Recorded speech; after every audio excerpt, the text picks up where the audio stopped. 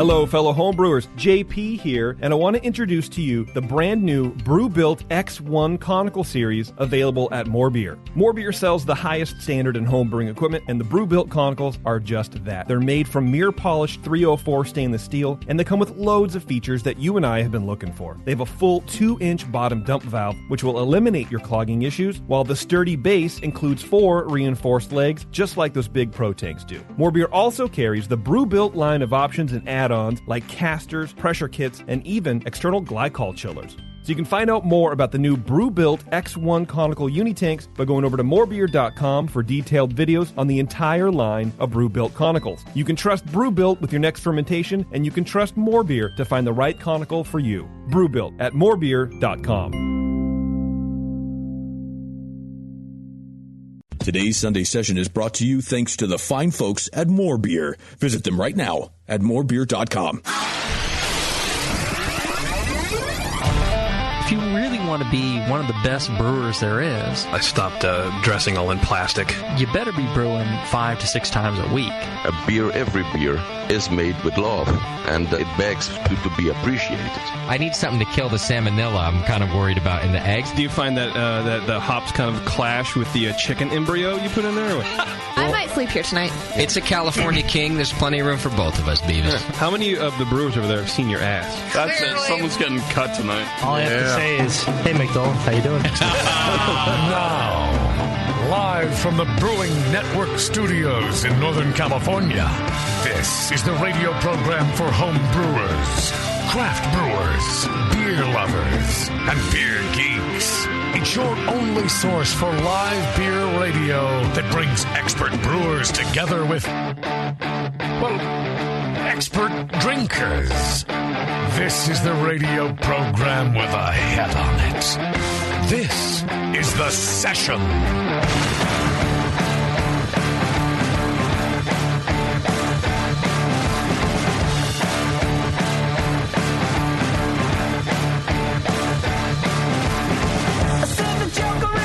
All right. Hey, good afternoon, everybody. Thanks for sticking with us and joining us here on The Session, live from the Hop Grenade in lovely Concord, California. I feel like Concord's been particularly lovely lately. I don't know why. Weather-wise? Weather. The people have been so nice. Everybody's nice. You're just comparing it to Martinez. Is that what it is? Yeah. I did see one of the first homeless guys I've seen getting arrested in the park this week here at that was a daily occurrence in Martinez, but well, they didn't arrest him. Well, they didn't. They beat on him. Yeah, they nudged him down. They gently, pushed. A snuggle struggle. Yeah, he was laying down. So he was a good guy. I could tell from afar. All right, well, we've got a show planned for you today. Good. We're planned and unplanned. Yeah. Well, yeah, we had a show planned, and then we replanned. It unplanned itself, and so we replanned a show for you. Yeah. That's professional. I'm always we always end up with this should probably happen more often that a guest really can't make it, because in my opinion, the shows end up a little better. We're going to do some old school homebrew information with Doc today. Yeah. I know I told you last week that we had an author coming in here, but for whatever happened, he became confused. Either with typewriting accident. I don't know. Either with the location or the timing or both.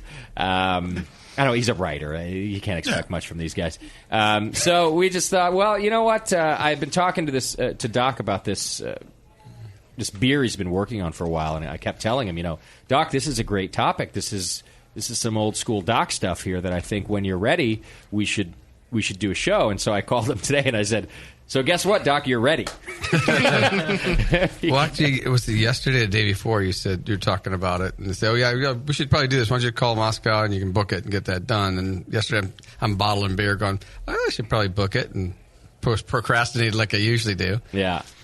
But now we're ready. I did push for the a no beer topic at all. You guys remember when we had a guest bail in like 2011? We did the no beer show. We did. You guys remember that? Remember we listened to my grandpa's voicemail for like half an hour, and we ended up with this gem. That's Google Mail. When he was explaining what Gmail was. Oh, that's right. And so that was one of my favorite shows we ever did. But everyone else probably not, and they insisted on do a beer topic. Right. Yeah.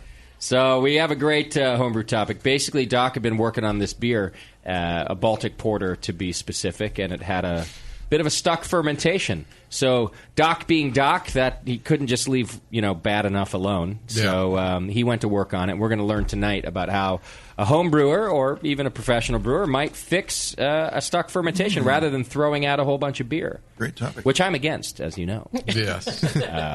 I'm always against it. You're carpet sucker. That's right. Unless you got a still. Yeah. Right. There's always that, but most of us don't have that. No, they're illegal. And even those that have it, they only have a hypothetical one. Yeah. So. Well, and they use it for making water, distilled water, distilled water, which is just and great. essences. Right. Oh, it tastes so great. Yeah, mineral spirits. Things like that. Plant essences. Yeah, oils. Nothing like ice cold distilled water. Am I right, guys? Right. That's the best. Yeah. Homemade too. Leaching especially. those nutrients out of your teeth. It's great. Yeah, it's just perfect. All right, so we do have a lot to do today, in spite of not having an official guest. We're also going to continue with our American Homebrewers Association Governing Committee candidate interviews today. We've got 3 more candidates to interview today. If you're an American Homebrewers Association member, you should pay attention and vote for your favorite governing committee candidate. And we're going to interview all 10 of them over the next couple of weeks, and so you'll have a very informed decision, right? And we got 3 more for you tonight. So hang in just a couple minutes, and we'll get into that. I announced last week that we have a new Drunk of the Week phone number. I know that people were upset, feeling like we canceled Drunk of the Week entirely. Which we did. Which we sort of did, but we only canceled it in its existing form, in that present form. But you can always still call in drunk, and we may or may not take your phone calls. But now you can call in drunk 24 hours a day. Those of you, those of you who don't have a job or at least don't like your job, 855-WIN-DOTW. That's right, 855-WIN Drunk of the Week is the hotline. You can call in anytime, day or night, and leave us a message, and then we'll play them on the program and still maybe vote for Drunk of the Week. Nicole, I'm going to be a little annoyed if I don't hear a message from you within the next, at least, week or 2. Oh, man. Every drinking night, I'm dialing that number. Oh, yeah. Put it in your speed dial right now. 855-WIN-DOTW. Susie, you got that down? Win Drunk of the Week? You can just have that number dial Doc. Yeah. Randomly and just see what happens. I can forward it to any one of us at any given time. Maybe on Fridays, on certain Fridays, it should forward to Doc that if you call DOTW on like every 3rd Friday, you get to talk to Doc. Friday, oh, yeah. 2 a.m. Yeah. Doc, you'd love it, actually. The problem is Doc would talk to these guys like they're old friends. I'm glad you called. I got to take this. Yeah. I've got a bone to pick with you. Well, that works. But what also would work is if it just randomly dialed him because we know he's going to be drunk. True. Oh, if it called him. Yeah. I see the hotline calls him. Yeah. Oh, just to remind. You know, call hotline call you. Yeah, exactly. It should bump him every now and then. Call in the number. We know we got some good material just sitting here waiting to be uncovered. 855-WIN-DOTW. Leave a message anytime. We'll play it here. You can still win Drunk of the Week that way. A couple other announcements for you. So when we built the hop grenade here in this location, we ordered all this awesome furniture, and it didn't all fit in the grenade. We over-ordered. It's awesome. I moved it Isn't 3 that, times. You moved it. Yeah, Doc's helped us move. We had big eyes. We were like, we can easily sit 350 people in this dining room that's 900 square feet. Well, and we also loved the furniture so much, I think, that we were like, more of it. Well, how could you go wrong? Well, you can. And so we have too much. We have these awesome laser-etched hop grenade chairs that we thought, maybe some of our listeners would like to take a little piece of the hop grenade home with them. So email Scott@thebrewingnetwork.com right now, Scott@thebrewingnetwork.com. Rather than pay for storage for the next several years, we thought we'd try to off some of these guys on you people. How many we could available? even sign them. There's quite a bit. Can they get a whole set? You can do a set. Basically, what we're doing is 1 for $50 or 2 for $80. So That's put your own set together that way. If you want 4, it's going to be $160. But they're super high quality. In fact, the ones that are really cool. The ones that are on our floor have been getting used and abused for 6 months, and they're still in perfect condition. But they're really cool, right, Tasty? They're really cool. I would email right now. So Scott at thebrewingnetwork.com. Just send an email to him. You got to be local, all right, guys. I mean, I do apologize. Can you be a podcast? We can't ship. Tasty wants a couple. We want a couple, Tasty? You can't. We can't. I don't want to ship this stupid thing. That's going to be a whole. Gotta be local. How many do you have? If you're local, I want to say 20. Yeah, something like that. Ish. Okay. Tables too. We do have some tables. The tables aren't branded Hop Grenade, but they're beautiful. They go with it. We do have some amazing tables. That it's just if you're interested in any of the stuff, but the Hop Grenade chairs, especially for you listeners, just email Scott at thebrewingnetwork.com. He'll take care of you. We'll figure it out. Yeah, if you're opening a bar with an artichoke with a pin logo, they'd be great. I told Scott, he's like, so can I sell them to anybody? And I said, well, yes, unless they own a bar. Nobody who owns another commercial establishment can buy them from us. Do they have to sign a non-compete for the next 5 years? If you buy the chair. You cannot open a bar Have you seen the new trend as shed pubs? People build a shed in their backyard and it opens up as a pub. I have seen that. I'm itching to build one of those. I feel like I need one in my backyard, too. I saw it right away and went, I'm pretty sure I have room for that. Yeah, and then perfect for these chairs. Yes, that's right. Jay, don't you already have a shed? Right? You do. I do, but it's not much of a brew. It's one of those like tin, corrugated tin, lawnmower sheds is what I have. He'd bang his head on that thing every time he went in there. Yeah. No, you got to start fresh with this. I see. These things are beautiful. Some of them are really nice inside. They're not very big and open up onto the patio. I mean, it's kind of silly. They're like a dollhouse for adult dudes. Like they're literally just like a miniature thing that opens up entirely, so that you then have a bar sitting on your patio. Some are a little bit deeper. You can go inside, and they've got dartboards and things. When you've been married for 20 years, you'll take what you can get. It just opens up for you, and it's so deep. You can just be inside it. That's what I'm saying. Yeah, it's really kind of ridiculous. It's for old married dudes. Because they never leave home. Yeah. All right, I got to get through a lot of stuff here, so let me keep going on these announcements because we need to get to our AHA interviews. BNA 10, our 10th anniversary party that we're doing along with More Beer and White Labs. It's their 20th anniversary, so we're doing a 10-20-20 party in San Diego during NHC week. It'll be Wednesday, June 10th in San Diego. It's going to be at Broadway Pier. You can go to bna10.com for information. There's not a whole lot of info there. We haven't put tickets on sale yet, but that's where you're going to go get it as it comes up. But save the date. It's June 10th. It's a Wednesday. We're going to get you from the Conference Hotel in San Diego, which is, I believe, the town and country over there, to the event and back, like we always do. But we're going to throw one hell of an epic party. So save the date. Wednesday, June 10th. What are the times? I'm not sure yet because we're working on the VIP hour, but ish 6 to 10 ish. Okay. And maybe 6 to 7 will be like a VIP, and then 7 to 10 will be the rest of us. So we'll figure it out. Also, Tasty, myself, Nathan, and I believe Nicole will all be at the Blue Bonnet Brew-Off, which is just coming up in a couple weeks. You can go to bluebonnetbrewoff.org and check it out. I will be the keynote speaker, which means... What's that mean? I have no idea. I don't know. You're going to bring a whole new meaning to it. Oh, man. I'm not even sure I'm going to wear clothes. I hear these guys like to party, and I feel like I'm going to go for a shock and awe. Okay. Right. They won't be listening to what you're saying if you're not wearing any clothes. They'll be shocked. Just be shocked. Yeah. Probably not in awe. Do you mean that you're going to picture the audience with no clothes? Because I think that's how it's supposed to go. Is that what it is? I was going to say that. Shit, I got that wrong. I went to school for this, too. I got that backwards. I don't know what I'm going to do, but it's going to be great. I'm sure of it. I think what I'm going to do, since I'm pretty sure the only reason I'm the keynote is because Vinny canceled, is go and take a video of Vinny speaking for a few minutes and just play it. I'm just going to hold my phone up there with a video of Vinny speaking. Get a cardboard cutout of him. It'll be the best speech you ever gave. Oh, yeah. How long do you have? I don't know, a day or two. Oh, it's a day or two away? No, I mean, I have to speak for like 18 hours, I think. Oh, wow. That's what they told me. That's a lot of content. Yeah, that's what I thought. You're going to have to video Vinny sleeping, too, I guess. I'm sure that people will be riveted. Right.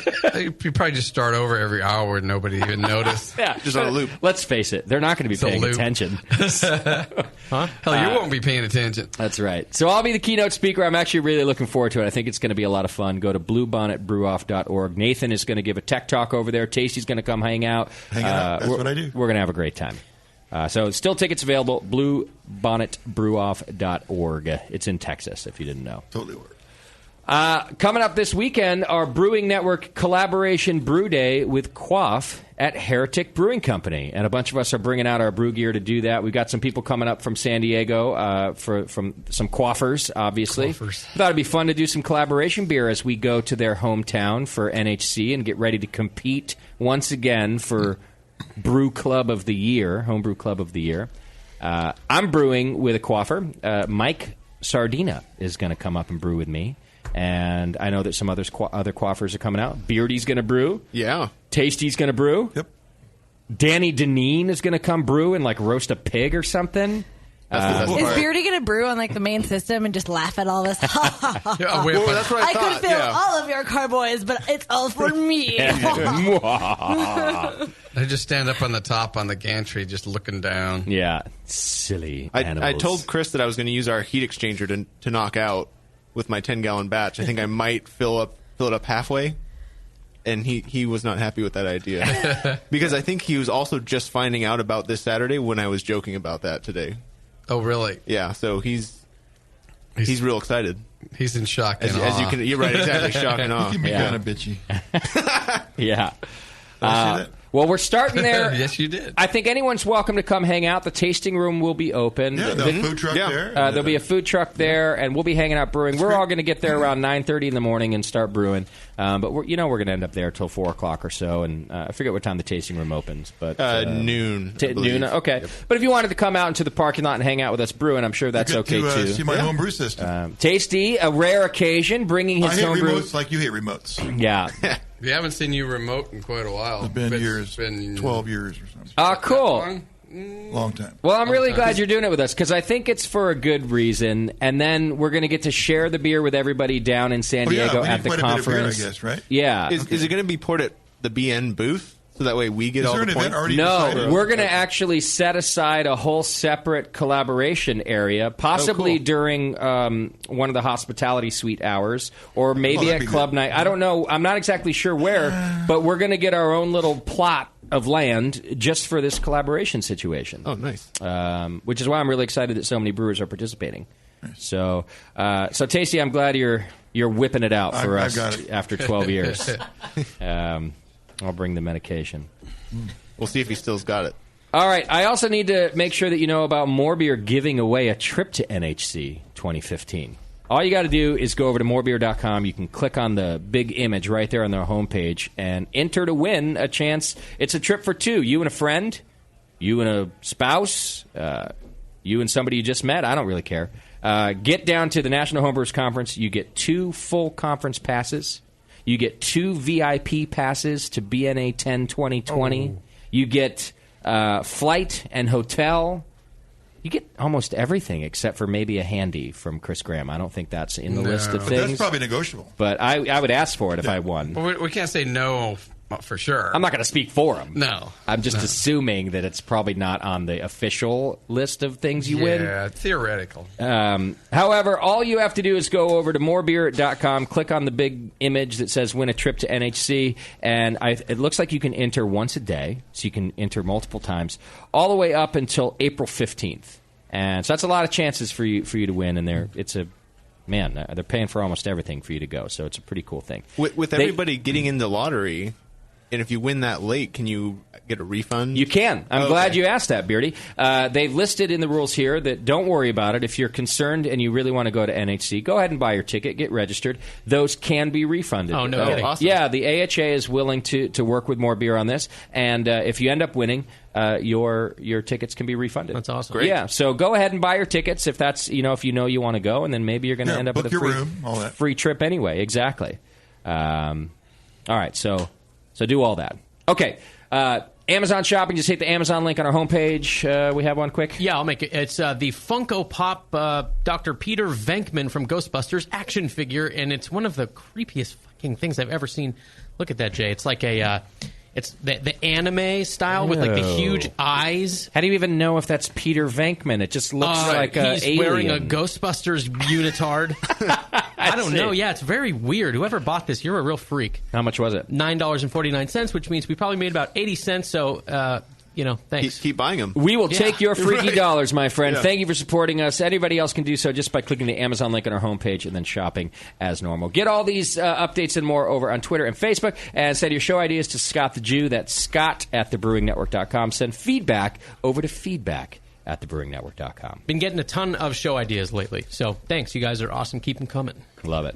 All right, we're about to get into our AHA Governing Committee candidate interviews. Yes, Nicole? I have a Twitter game, too, if you want. Oh, you have a Twitter game for us? We have a Twitter game. So JP and the Beeve are off. They're on vacation. Do we want to play our normal game where we guess where they went on vacation? It's so irritating. Yes, Susie. Do you have a guess? Somewhere that just burned down recently, or Did there it? was a fire there. Did it really? Oh, yeah. I think you're right. There was a fire at... Go ahead, Nicole. Where did they vacation? I just can't. I can't. I don't That's know. right. I don't know. Disneyland. Disneyland. And what was their first ride? Wait, really? They went to Disneyland? They even posted their What? first ride this morning. No way. I don't believe it. I'm sure it was either It's a Small World There's no or... way. Wait, that was the one that caught fire, wasn't Yep. it? Or Pirates of the Caribbean? It was Pirates of the Caribbean. Caribbean? No one says... How come The no one says Caribbean? Pirates of the Caribbean? Because it's Caribbean. It's It not a is. cruise line. Vacation in Caribbean. It's funny. I say Pirates of the Caribbean, but I say it's the Caribbean Ocean. Right? It's That's weird. That's a strange thing we do. All right. What's our Twitter game? Well, so, those guys go down there, and it's like an annual trip now. Well, it's more than annual. More than annual. Oh, guys. It's more than It's like a semi-annual. whole like sprawling crew of people, like half the extended Brewing Network army seems like they go down there for this trip now. Yes. But our Twitter game, there's a number of people that we could have picked on, but it's much more fun to pick on JP than anyone else. True. He's not here. Especially because he's not here. And his own game, too. I like His own this. game. Stick it to him good. Your Brewing Network army dumb Twitter game for the day is: what will JP do at Disneyland to make a small child cry? Oh. I will fucking come and paper cut the shit out of your mom in front of you. Where do we even have that clip Right, yeah. from? Well, it sounds like he answered it. Well, that should be good when it goes to court. Yeah. All right. Make sure you respond to include me in your tweet at Beer Muse so I don't miss it. Okay, Beer Muse and at Brewing Network, but make sure you include at Beer Muse. What will JP do to make a small child cry at Disneyland this week? All right, that's our Twitter game. Brought to you today by... how about HopTech Homebrew Supplies? You can go to hoptechhomebrew.com right now and check them out. They're a long supporter of this program, and we sure do love Jade and Roberto down there. Go to HopTech and check it out right now. All right, let's do our AHA Governing Committee candidate. Our first one up tonight is Ryan Chater. Hey, Ryan. Are you with us? Oh, yeah, I'm here. Oh, there we go. Hey, Ryan, let me just get this out of the way right off the bat. You're our first Canadian. I'd like to take that as a record, but no, I'm actually the second Canadian. Oh, so close. Is that even legal? Yeah. Unfortunately, I didn't do my research properly. I do not remember the second Canadian, but a couple years ago, someone ran for the GC. But didn't win. No, did not win. So I may be the first Canadian GC member. You officially. might be. I call it racism. Or not. But, or not, you never know. Ryan, or not, yeah, you never know. Where are you from in Canada? I'm actually from a little town called Cornwall, Ontario. It's probably about 45 minutes away from Montreal. Everyone knows where Montreal is. So. Sure. We're just on the other side of the border. Okay. Do you speak French? Un petit peu. Okay. What? He said no, Beardy. He said badly. All right. Yes, very badly. How long have you been a homebrewer, Ryan? I've been brewing since 2008. And what got you into the hobby? Believe it or not, it was a documentary many, many years ago that was created. And it really opened my eyes about the big three. And I said, that's it. I don't want to support them anymore, and I want to drink craft beer. Okay. Now, and then, sorry, go ahead. Well, let me ask this. At that time, was there... So now you drink Molson? Yeah. Was there a good amount of craft beer around you? Believe it or not, we actually had a craft brewery start up, a local craft brewery in 2006. So, yeah, craft beer was just budding in our area. Okay. 2 years prior to me starting to drink craft beer. Got it. How'd the craft beer love go into homebrewing? How easy it was to do. Sure. Well, and it's just the love of it, really. The community in the area. I didn't realize there was a local homebrew club that I joined up, and I got ushered into the community, and I got helped out by a couple senior brewers, and long before I was told. I did all grain. I was actually doing my first homebrew batch was actually all grain. We skipped right over the extract, and I learned how to brew all grain the hard way. Beautiful. That's how it should be. So, now, just so that everybody's clear, you are, in fact, an American Homebrewers Association member, right? We offer a membership for Canadians as well. Yes, there is an international package that us Canadians can buy into. It gives us the same benefits as the American members do. We do have a couple member deals up here in Canada. That is a project of mine that I'm working on currently right now. We're trying to increase those numbers. We're sitting solid at 4 for the past couple of years, so we're going to try to bring that program up. And we get the same program. We get Zymergy, I like to say probably 3 to 4 weeks after you guys probably receive it. Okay, But that's international mail for you, so. Well, and let me just clarify. They get all the same benefits, but they're not allowed to argue about anything. If they don't like something, the Canadians aren't allowed to ask. They don't have an army, do they? Yeah, no, they can't say, so Ryan just takes it as it comes. You can argue with us all you want, but we'll just apologize for it all the time. Right. All right. Stereotypes. I'm done with stereotypes, Ryan. That was the last one you're going to get I'm not. from me. Gretzky or Lemieux? Oh, there What do you you go. like? Gretzky. Yeah, baby. Now go on, Justin. All right, Ryan. Why don't you tell us why you're interested in running for the AHA Governing Committee? Like I said, 2008, I was ushered into a local homebrew club, and I made my way through the club, getting to learn the different tricks and stuff like that, and being a part of the community. So many years on afterwards, as I want to finally give back to the community, I was the director last year of our local homebrew competition. I run a smaller club in the town that I currently reside in. And I thought, I would like to give more of at the international level. It's really my goal. Try to help out with broad strokes. Sure. Well, this is a good point that you make. Now that we have this international option, I think that having an international voice could be helpful on the committee. Mm-hmm. Yeah, definitely. I could tell you there's thousands of homebrewers from other countries, not just Canada, but from all over Europe. Asia, South Africa, South America, Australia. Well, Australia is actually probably one of our largest, besides United States, for members. So, Sure. Yeah, definitely. Yeah, same with the Brewing Network. Australia and Canada actually kind of constantly go back and forth as our second largest listenership. And it seems to change about every month. One month the Aussies are winning, and the next month the Canadians are listening more. Do you guys think that there might be like a CHA or Australian HA? I mean, if there's such sizable homebrewer bases, why don't those things exist? Yeah, why don't you get your own club? Yeah, man. What do you think, Ryan? Actually, yeah, there is a Canadian Homebrewers Association. They do host small homebrew competitions, and they do hold functions. As for the conference itself, no, they do not have the numbers to create a conference that's such as large as the NHC. But there is an organization here in Canada, and actually, if I remember correctly, it's called CABA. And yes, there is active members that are running that organization right now. And my understanding is similar to Ryan's as well, is that, yes, there's an organization, but since the AHA has been around for so long and has so many members and has such an infrastructure, it's still worthy of being a part of, even if there is still an organization at home. So. Mm-hmm. Yeah, yes, there is.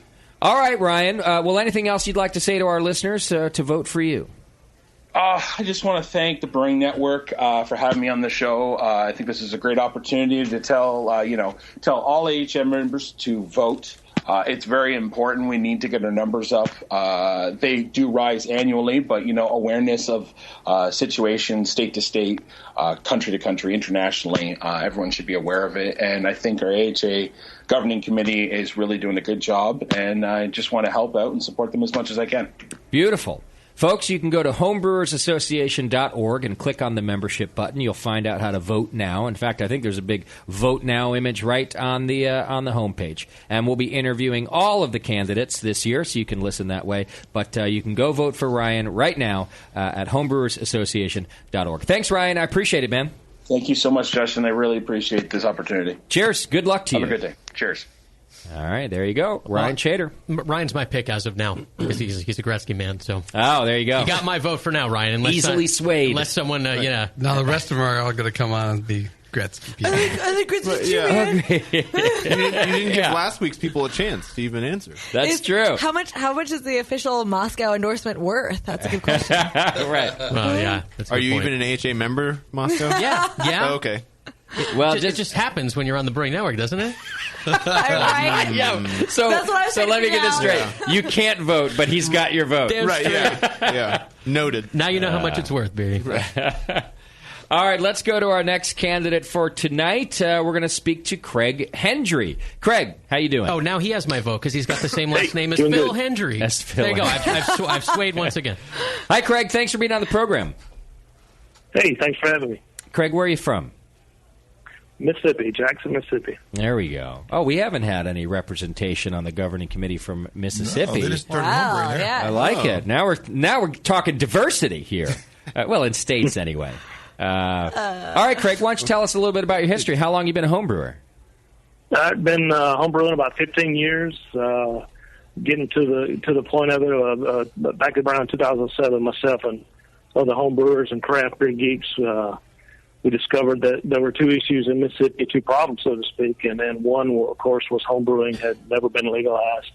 And two, all beer brewed and sold in Mississippi was limited to a 6.2% ABV cap. So several of us joined forces to do something about that since nobody else was trying.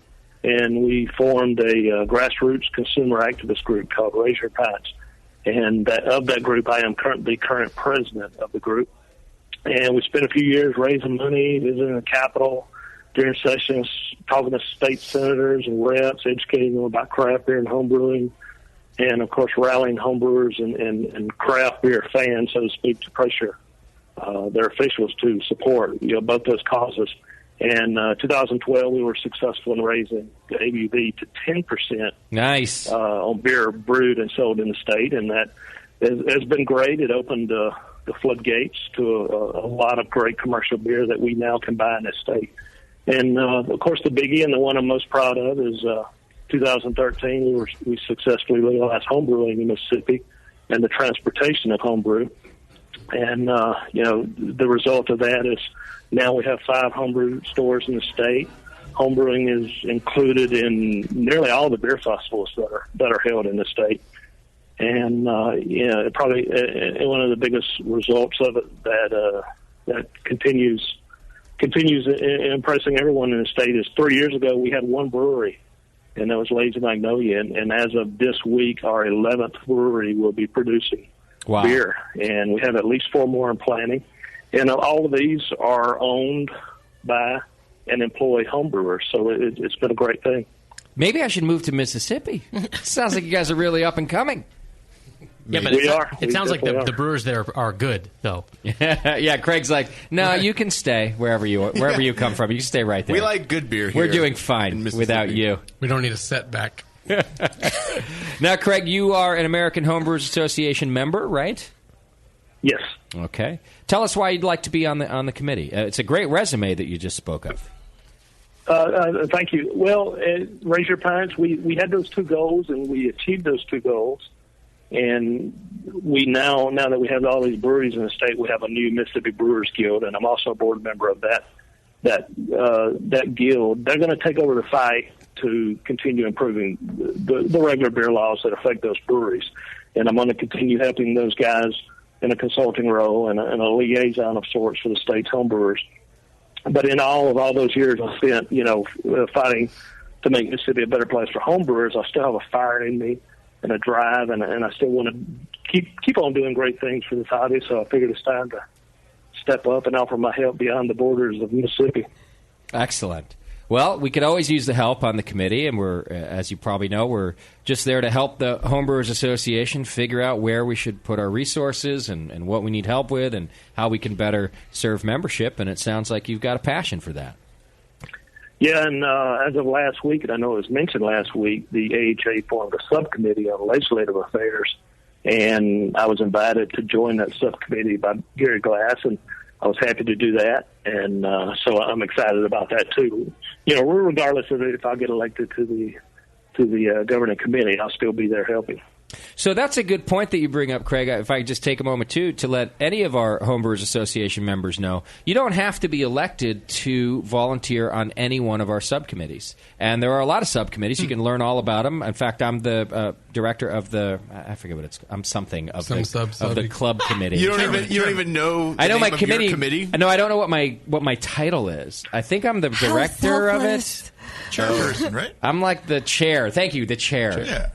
By the way, the whole committee makes fun of me for this because who needs vocabulary? I just know where I'm supposed to be and when I'm supposed to be there. That's what I know. I'm supposed to be in the chair right now. I'm supposed to be in the goddamn chair of the club committee. But there's a lot of other committees, too. You can learn all about them over on homebrewassociation.org. And as Craig mentions, any one of you can volunteer if you have a particular area of interest or expertise. Then you don't have to be elected to help us out on the subcommittees. Clearly, the club committee could use your help. So, Craig, thanks for volunteering on the legislation one because it sounds like you'd be a great asset to that. Thank you. So, all right, you sound like a very well-qualified candidate. Is there anything else you'd like to say to our listeners before they go and vote? Well, I just want to say thanks for having me on, and I'll see everyone in San Diego, and come see me at the session. There's a session going to be called Regulatory Climate for Homebrewers, and I'll be speaking on that panel with Gary Glass. And my final comment is vote for Craig. There you go. All right, thanks, Craig. Thanks for being on the program, and good luck to you. Thank you. All right, cheers. Doesn't he look like he could be Gary Glass's bigger older brother who became like a homicide detective? That's if when you're looking for him at NHC, just look for a bigger, cooler Gary Glass who looks like a homicide detective. You can see photographs and read bios of all of our candidates also over on homebrewersassociation.org. So if you wonder what we're talking about sometimes when we are referring to photos, they're all over there for you to see as well. We've got one more candidate for you tonight. Lorena Evans is going to be on the program. Let me just get her on the line here. Are there more women running this year than in previous years? No, not necessarily. In fact, a couple of years ago, I think it was, we had a larger amount of women. A glut. What do we have this year? We have Lorena running. Debbie is running once again. So just 2 this year. I believe we've maybe had as many as 3 or 4 in the past, but really, don't quote me on that. And there's a Canadian. And now there's Canadian, so I feel like, affirmative action has really taken place over at the Homebrewers. That's what it's called. What about Sandy Cockerham? Is that a male? Oh, I don't know. Did I miss a female? Let me see. Sandy. No. Sandy's a lady. Could be either way. Yeah. Oh, Leslie, I did. I missed Shannon. female. Yeah, you're right. We have Debbie, we have Sandy, and we have Lorena. And Lorena's on the line with us right now. Hi, Lorena. Welcome to the program. Well, thank you. Thank you very much. Glad to be here. We're happy to have you and to learn a little bit about you and why you're running for the governing committee. Where are you from? I am from the Upper Peninsula of Michigan. I'm a Yooper. A Yooper! A Yooper. But I have to admit that we spend the worst part of the winter in South Texas, and that is actually where I am right now. Oh, I see. So I'm a snowbird Yooper. You're a traitor is what you are. You're not really an Yooper. No, that's not fair. So I grew up, I didn't really grow up there. My folks lived in Lake Havasu, Arizona. And now, boy, was there a Michigan migration to Lake Havasu, Arizona in every January. Oh, yeah? Oh, yeah. And, I went to town today, just in this, we were like near Rockport, Texas. And most of the license plates I saw were Michigan, Wisconsin, Kansas, Nebraska. You're so smart all the people. smart people from the Midwest come Right. here. Well, I think that sets up your qualifications already. You're a smart lady. Think of who they all left back there. You probably don't remember, Justin, but in 2013 at the BNA party, I'm one of the older folks, so I was hanging with your dad. Oh, really? Yeah. I stood behind your dad and next to John Mayer. Okay. And you were throwing great stuff, like a Blitzman hat went up in the air. And I think you know John, right? He's kind of a small guy with a gnarly beard. Yeah. I could take him. So I took him out, and I think your dad, too, and I walked away with a Blitzman hat. So that was my big... I love it. Well, let me apologize also if my dad did anything inappropriate. No, he walked around yelling at everybody, going, "That's my kid! That's my kid!" And it was really fun. He's a proud guy. He didn't invite you back to the hot tub. He gets later. a little. He's a Crosley. We get a little creepy every now and then. So, all right. Why don't you tell us a little bit about your brewing history, Lorena? How long you been homebrewing?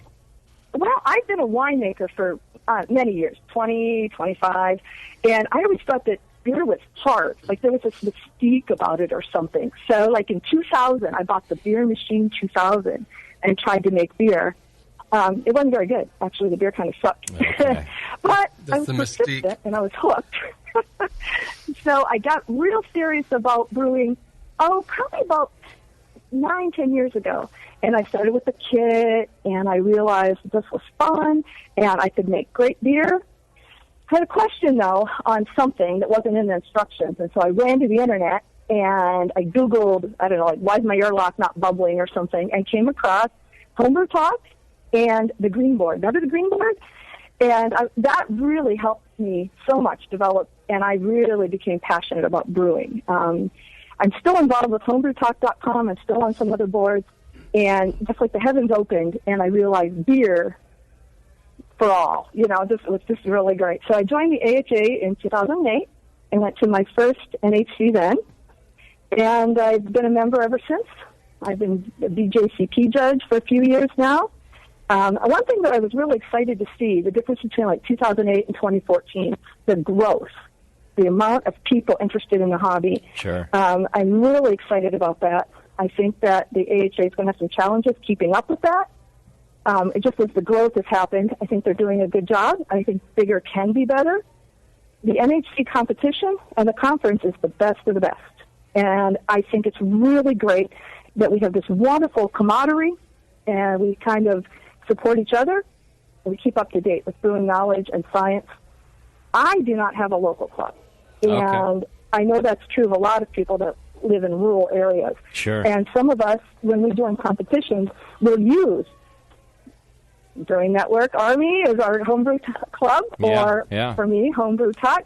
And I think what we learn via podcasts, the conversations we're having, the seminars, I think what has really helped this hobby really explode for people that don't have local clubs. I wish we had a local club where I live. I use some of the Zealots in Austin and Chaos in Chicago and, Doe's and the Malt Coast Falcons and all these wonderful clubs are so supportive and wonderful. Yeah. But if you don't live in that area, you need other support, and I think they can get it from the forums, your podcast, other podcasts we listen to. The AHA has been a huge support of my brewing, and I'd really like to help support that. One of the things I'm most excited about is the legislation that the AHA has really helped work on to make homebrewing legal in all states. They're still working on a few things, but I'm really excited to see the progress in that. I'm really excited about the Research and Education Fund. I think that helping to defray some of the costs in some of these research experiments and then presenting them to the AHA members will make us all better brewers in the end. We can all benefit from that. One of the other things that's relatively new is the diversity committee and trying to get women and people of color involved in the hobby, or more intimately involved. I know we were talking about there's a lot of women now in the hobby, and a lot of us are running for the governing committee or are already on the governing committee. Yeah. I think that's a good thing. But I think, I'll use an example. In 2008, I went to my first NHC, and I call you guys on the internet my imaginary friends. And so a guy says, well, meet in such and such booth in front of such a place. I go, what do you look like?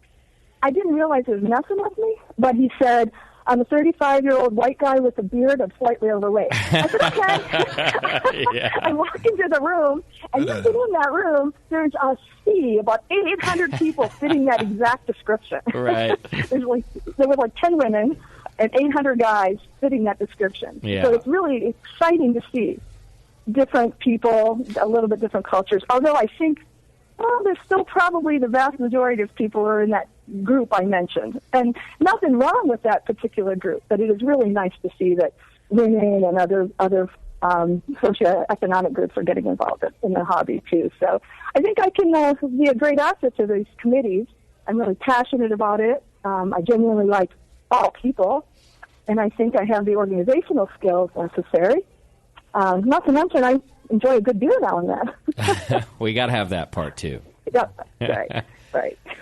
Well, Lorena, listen, I love your enthusiasm. You really sound like you know what you want. You're excited about this hobby. I'm a little biased, but I also love your understanding of the online community and your understanding of folks that don't have a local club. I, too, wish that everybody did have a local club they could go to that they really enjoyed. But since that's not the reality, I, of course, really love and respect that there's a lot of online communities to do so as well. And, I just really enjoyed listening to your passion for homebrew.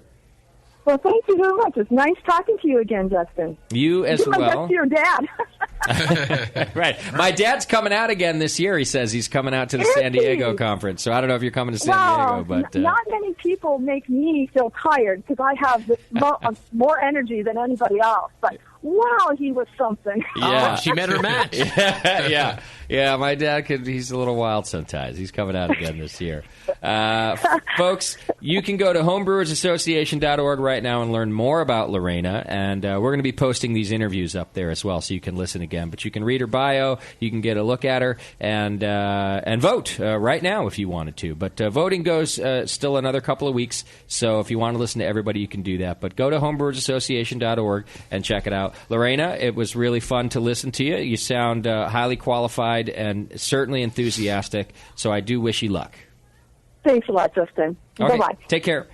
There you go, Lorena Evans, another great candidate to have to choose from. I've now switched my vote to Lorena because she used for all years after 2009. She switched to 2013. Did you notice? She said 2008 and 2013. And I thought, I'm voting for this woman. I noticed. So OCD gets your vote. Great let candidates. Me check. Your vote still doesn't matter, Scott. Right. Still not a member. Yeah. Still nobody gives a shit. Yeah. All right. So those are our 3 AHA candidates for this week. We'll have, I believe, 2 more next week. I think 3 more, right? Another 3. Well, we've got 10 total is what we have. So one of these weeks we'll have to get a... Oh, you're right. Yeah, 2 more next week. 2 next week. All right, so make sure you go to homebrewersassociation.org and vote. Here's what we're going to do. We're going to take a quick break. When we come back, Doc is going to teach us about how to fix a stuck beer. He did a lot of things. Some of them weird, some of them not so weird. Everything he could do to not pour beer down the drain, because he knew I'd be very upset about that. Yes. Hang in there. It's The Session. We'll be right back in just a couple minutes. You're listening to The Brewcasters. The Brewcasters on the Brewing Network.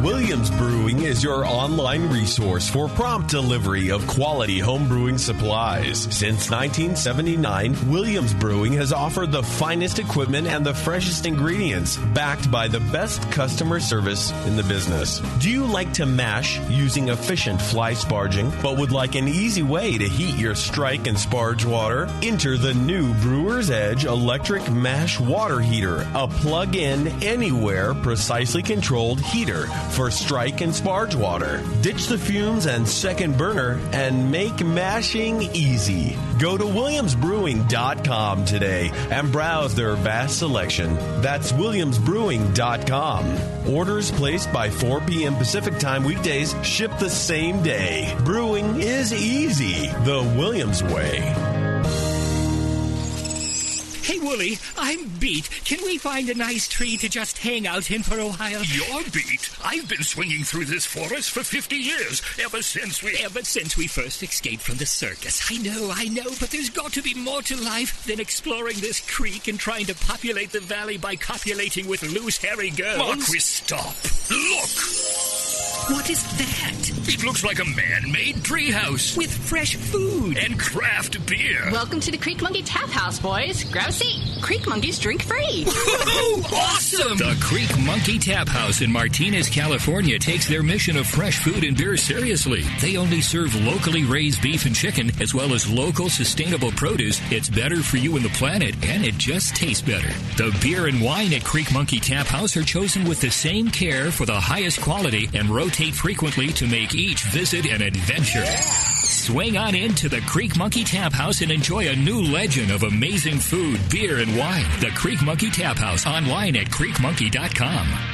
That's it. I've had it. I am never putting hops in my beer again. What? Why? It's just too ridiculous. Insane prices, stupid contract, high shipping costs, crappy selection. Dude, you need Nico Brew. Nico Brew will rock your f***ing face right the f*** off your f***ing skull. $5 shipping to all 50 states. Plus fantastic international rates get you low prices on Nico Brew's great selection of hops and more. Whether you're a home brewer, a pro brewer, or a homebrew shop owner, Nico Brew can get you the hops you need in increments big and small. Single orders, spot buys, or full contracts. And there's only one place to join the uber special secret elite bare bones club where you'll get the best deals anywhere. Holy shit. NicoBrew.com. NIKOBREW. Nico Brew, your bare bones buddy in the brewing business.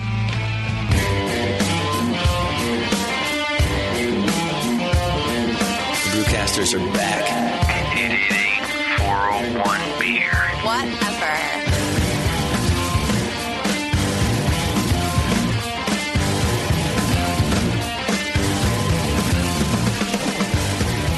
All right. Welcome back to the program. Thanks for hanging out with us. Hey, the Brewers Association has a new book out, part of their ingredients series, which is just pretty damn kick-ass. Malt, a practical guide from field to brew house. It's written by John Mallett of Bell's Brewery, who's, just what a great founder of a great brewery. The practical guide from field to brew house is a comprehensive look at the soul of beer. Malt. John leads us through quality and analysis, malt selection and storage and handling.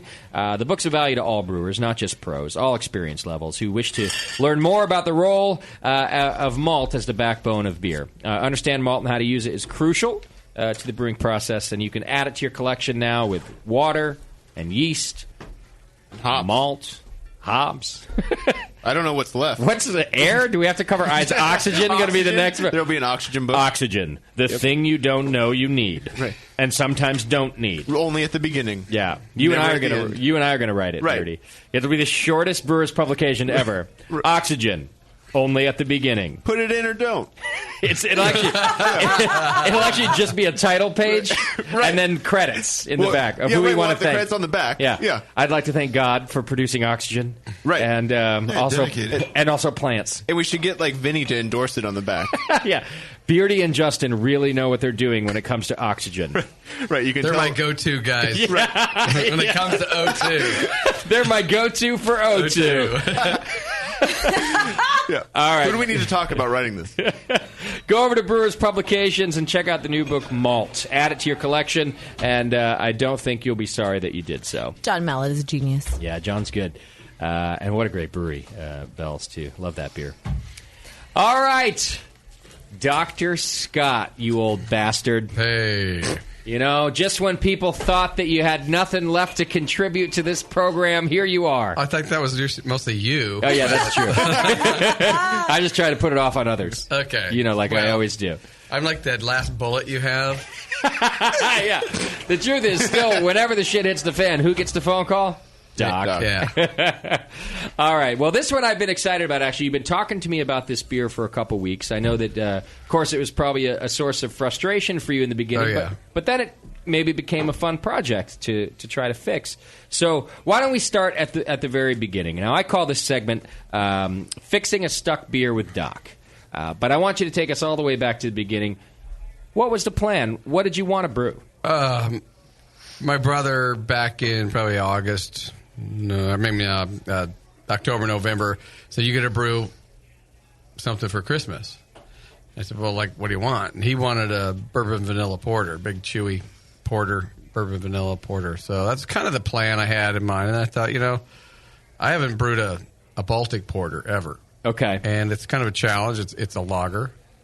And just a big beer like I like. So. Is that what makes it a Baltic porter? Just that it's not an ale? Does it have the same sort of ingredients, but it's lagered? It's pretty close. Okay. It's got a lot of it's got its own. It's not a total offshoot, but it doesn't taste like an Anchor porter or anything like that. Okay. But and you like lagers anyway, so it's a good twist on it for you. They tend to be higher in ABV compared to like English porters. Oh, okay. Also, yeah. So This on the one, bigger side. This one's OG started at 1090. Wow. So it's a biggie. Baltic Porter has this huge range stylistically in terms of ABV, starting gravity, finishing gravity. It could be a sweet beer, it could be a dry beer. Okay. It could be made with lager yeast, but some are made with ale. Like, it's kind of pretty open for interpretation if you look at the guidelines. What's its origin, Nicole? Where did the first Baltic porters come from? Well, from the Baltic region. From the Baltic, yeah. The Baltic. The legend is that, Russian imperial stouts were kind of intercepted on their way to St. Petersburg in this region, and that the people in that region grew a liking to these darker beers and then started making their version, but it was too cold. Now it's like a legend, kind of like what we have with IPA. Okay. So got it. I'm not really sure what is considered most factually correct now. What country sort of owns the style now? Like who? You know what I mean? Like, I'm always curious about that, right? Like Pilsner to me is still Czech and the Germans, right? And they each have their own take on it. And sorry to put you. I'm so I always just assume you know this stuff right like a calculator, Nicole. Now that you're a master cicerone, can you give us the top 5 commercial examples? So I always just assume it's in your head. One that's still kind of from that region, I think, is the Russian beer. Let me double check. The Baltica No. 6. Okay. So that's one that you can find kind of in the Eastern European stores. Let's see. Okay. Yeah, that's made in Russia. So you can find that every once in a while if you go to one of those like Russian European stores. Most places have them. The one on the corner. It's not one. Like every community seems to have one, but like more if you live in like Chicago or something. But Then you might. Okay. But yeah, the Baltica No. 6, and that's a nice example. That's 7%, a little bit maybe lighter in body. Like the roast is pretty bludgeoning there, but it's that's kind of a classic example that we see from the old world. Okay. Let's see. I think there's a couple from. There's a couple from Scandinavia as well. I just have Slavik, Polish. They can be close to a Schwarzbier too. Yeah, Okay. there's a huge range. Range. Well, But it's like a higher alcohol Schwarz. It's kind of like an imperial Schwarzbier almost. Okay. It can be made with lager yeast or ale yeast. So if it's made with ale yeast, how is it not just what makes it Baltic? Isn't it just a porter? It's kind of it wouldn't fit cleanly into other porter categories. Other porter categories are pretty narrow and specific in terms of what's expected, what's going to be there, and what's not going to be there. And Baltic porter is a little bit more loosey-goosey in terms of... Okay. So if you brew a porter that doesn't quite taste as portery as you want, and you're submitting it to competition, call it a Baltic porter. Right. Yeah. Well, yeah, Maybe sure. not always. All porters are okay. I mean, but not sure. all If you Baltics want to are play the field that way, for sure. But Baltic porter, I think lager yeast is going to be preferred, or a very, very, very, very clean ale yeast. Wouldn't it just be a huge difference in the character of the beer, lagered versus ale yeast? It just seems like an entirely different beer. When there's so much roast and so much other stuff going on, If you use an ale yeast, you cold ferment. Yeah. Oh, right. I see. Yeah, you don't want a very strong ester no matter which style you're using. So it's still a very clean here's the other fermentation. Example, kind of on the other end of the Baltica, the Sinnebrykov porter from Finland. That's the one I just wanted to make sure I said it right. Mm-hmm. But that's a really nice one. That's a little bit, it's also only 7.2%, but it's a lot thicker in body and fuller and heavier. Okay. So it's another kind of old world one that you can find. Excellent. So, with a starting gravity of 1090, Doc, what was yours supposed to? What alcohol ABV was yours supposed to be? In the 8.8 range. Looking for a nice 8. Okay. Yeah. I like that this is your choice for a family Christmas beer. Yeah, Grandma gets all That surly. explains a lot. All right. Father never touches me anymore. So why don't you tell us a little bit about your recipe? What'd you start with? This one's got a lot of Munich in it. The base malt's about 56% Munich. Really quick. Am I remembering right that you hate Yeah, Munich, pretty though? much, yeah. Okay. But this beer There wasn't is that. This wasn't for you. There's some taste in it that I just don't like, and it's almost where I can't taste if it's a good beer or not. It's Okay. like, do I just hate this, or did I just did I do it wrong? Okay. It's some. What is it? It's some a weird astringent flavor that I don't like, and I can usually taste it in a lot less. But I try to, especially if I'm going to brew something for the first time, I'm going to try to do it as true to style as I can. Okay. No matter how much I hate it. So once again, what percent Munich? About 56%. Okay. And What then else? German Pilsner for about 32%. A little bit of Special B, a little Crystal 60, Carafa 2, and some chocolate malt. And those are all pretty small percentages, mostly just to get the color. Okay. And a little bit of roast. And about what SRM are we looking for here? Is it pretty black or? It's got a big range. My estimated was going to be about 28, 29. Okay. And the IBU's, in the 33 range. Okay. Got it. What kind of hops did you use? Mostly Saz, almost all the way through. And it's pretty much only 60-minute and the 15. That's pretty true to style too, I assume, to use noble hops. Yeah. Yeah. Okay. And I wanted to have a little bit spicy. Kind of, it's going to be a sweeter beer, so I wanted to have pop a little bit more. Okay. Any sort of special mash technique in a beer like this? Do you do a decoction or I didn't. I just did a single infusion, which is strange for me. Decoction. But I tried to keep it. I knew it needed more attenuation, so I tried to keep it low, below 150. And then we'll talk about that one. Okay, we can get into that. Real quick, by the way, you can hit the chat button on the homepage, and Susie Q's in there taking your questions. You can call her up, 888-401-BEER. Call us that way if you want to ask questions about this whole process. All right, so you got your recipe together, it sounds like. And by the way, what kind of yeast were you going to use, or did you end up? Southern German Lager. It's one of my favorites. Okay. Something you're familiar with, too? Yeah, pretty much. Yeah, I'll use that a lot. Okay. How did brew day go? Pretty fine all the way through. Hit my numbers. Everything was fine. I made a huge starter. This is a 20-gallon batch, so it was almost a 3-gallon starter. Wow. So you have that little carboy on a stir plate that I've seen, like a mini carboy? Yeah, that mini short, fat carboy, and it was going great on the and it went in there. I gave it oxygen. It's your O2. Yeah. Me and Beard, you know all about that. Yeah. So And you hit your strike temperature on the mash? Right, so you chose to add oxygen. Everything. That's fine. Okay, good. Everything. I hit everything. It was fine. And nothing over, nothing under. Okay. Everything was fine. But 90-minute boil. Then I basically cooled it down. It's tough to cool down lagers.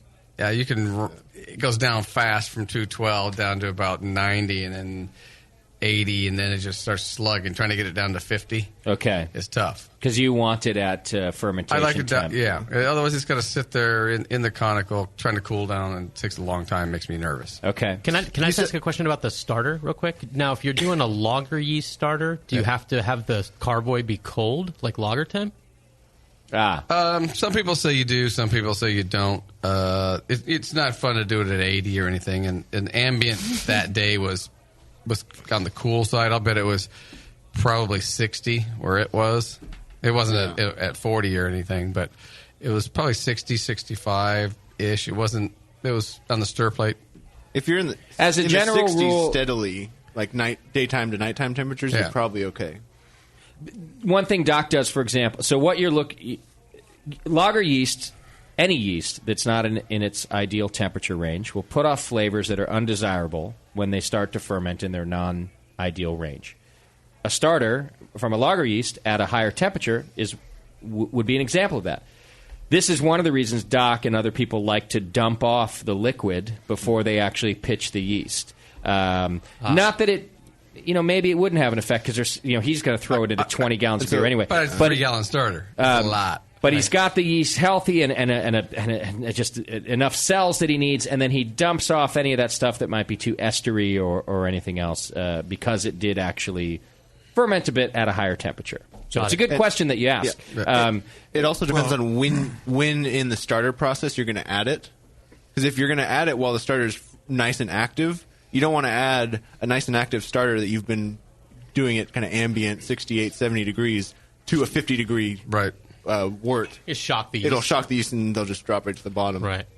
Or just be a really poor fermentation. So if you're going to add it like high Kreuzen, you want it to be at the fermentation temperature. If you're going to just let it go, chill it, kind of drop the yeast out, decant off, then it's less important, I guess, for your actual starter temperature. Okay. So usually what I'll do is, especially if I've got a big starter, I'll start the brew day in the morning. I'll take it off the stir plate, and I put it in the refrigerator. Cap it, but it's capped anyway. Put it in the refrigerator. It takes a long time for it to come down in temperature, so it's not going to shock it. It takes a while for that much liquid to come down, and it also separates it out real well. Okay. So by the time I'm going to pitch it, which might even be the next day, because I've got to let the conical get down to pitching temperature. And once I pitch it, usually it's in the morning before I go to work. I'll pitch it, and then I'll oxygenate it. Come home at lunch, I'll oxygenate it, and then I'll do it. If it's not bubbling by the time I get home again, I'll do it again. So just keep hitting it with oxygen until I start to see active fermentation. Okay. Well, without knowing what else went wrong yet, we're going to talk about it.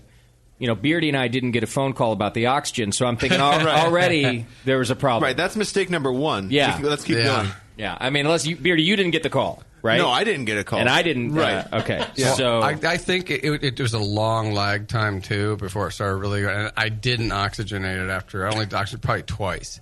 I could have done it a couple more times because it took a while to really take off. Plus, it's a huge beer. But when you talk about oxygenating the beer, how long? How are you doing it, and how long? What's the duration? What are you doing exactly? I have a oxygen cane that has the stone on the end. Mm-hmm. Goes in the top of the conical. Good. And it runs pure oxygen through a through a filter.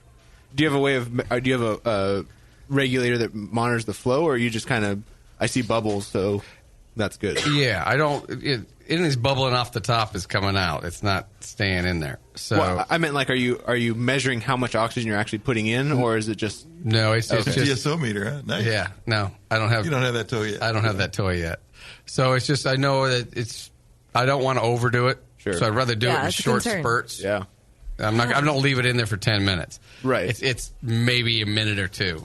Okay, and not on full bore because it's all just coming out the top.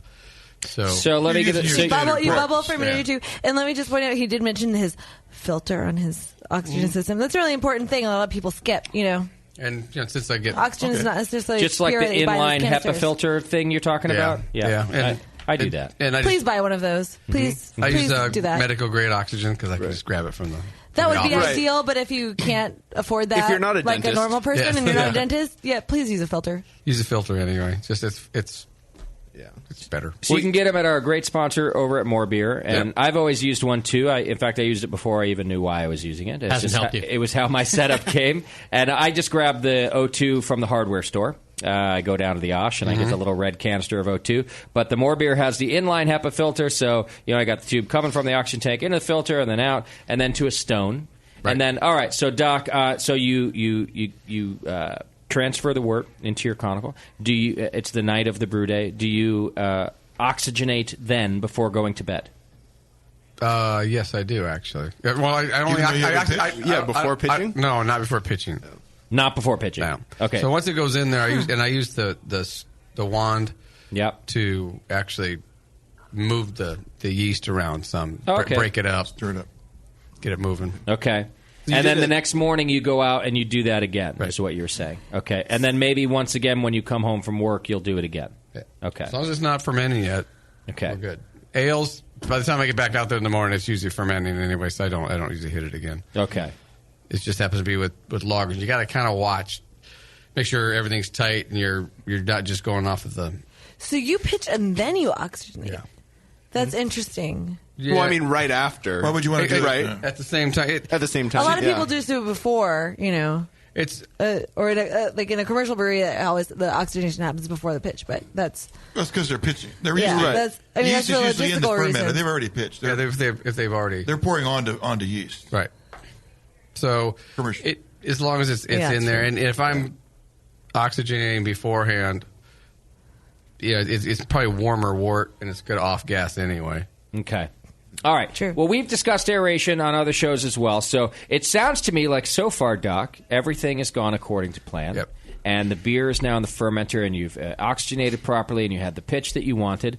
What happened with the beer? It was bubbling along fine. Usually, it's not uncommon for me to let a lager go 2 weeks in the fermenter, maybe more. Like just kind of forget about it, you mean? Yeah, I check it and see if it's still bubbling, and if it's still moving along, I don't bother checking the gravity on it. But you did say it was a bit of a long lag.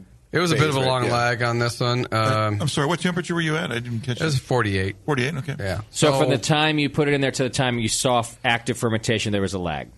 More than usual. 24, I'm not worried. Even 30. It's a little more than 36 hours probably. And then it started going. It was going pretty good. It was going really good for a good week. And then it was slowly going after that. And then about 2.5, I checked it, and it was still up there. It was above 10:30. What are you looking for it to finish at? I was looking to hopefully, at least 10:20. Okay. If not even a little drier than that. So I let it go another week, and it's basically had stalled at about 10:26. So I tasted it. I even got another hydrometer because I thought mine was off. Mm-hmm. And that didn't matter. It was the same. Because that hydrometer is old, so sometimes that it can get messed up. Yeah. And that's always my first thought. Right. Must be the hydrometer. It wasn't my first thought. No, I know. At all. But I tried, everything else. This has been there long enough. This should have been fine. I'm only laughing because, this is my life. It's like every time I go, great, now I got to go buy 8 hydrometers to test each one of them.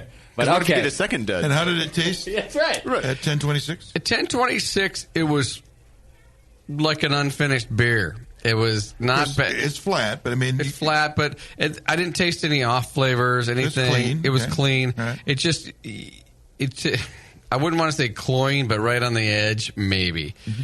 So, okay, now I got to get this thing either started. I got to get some more points out of this thing. So, let's try to fix the fermentation. Okay.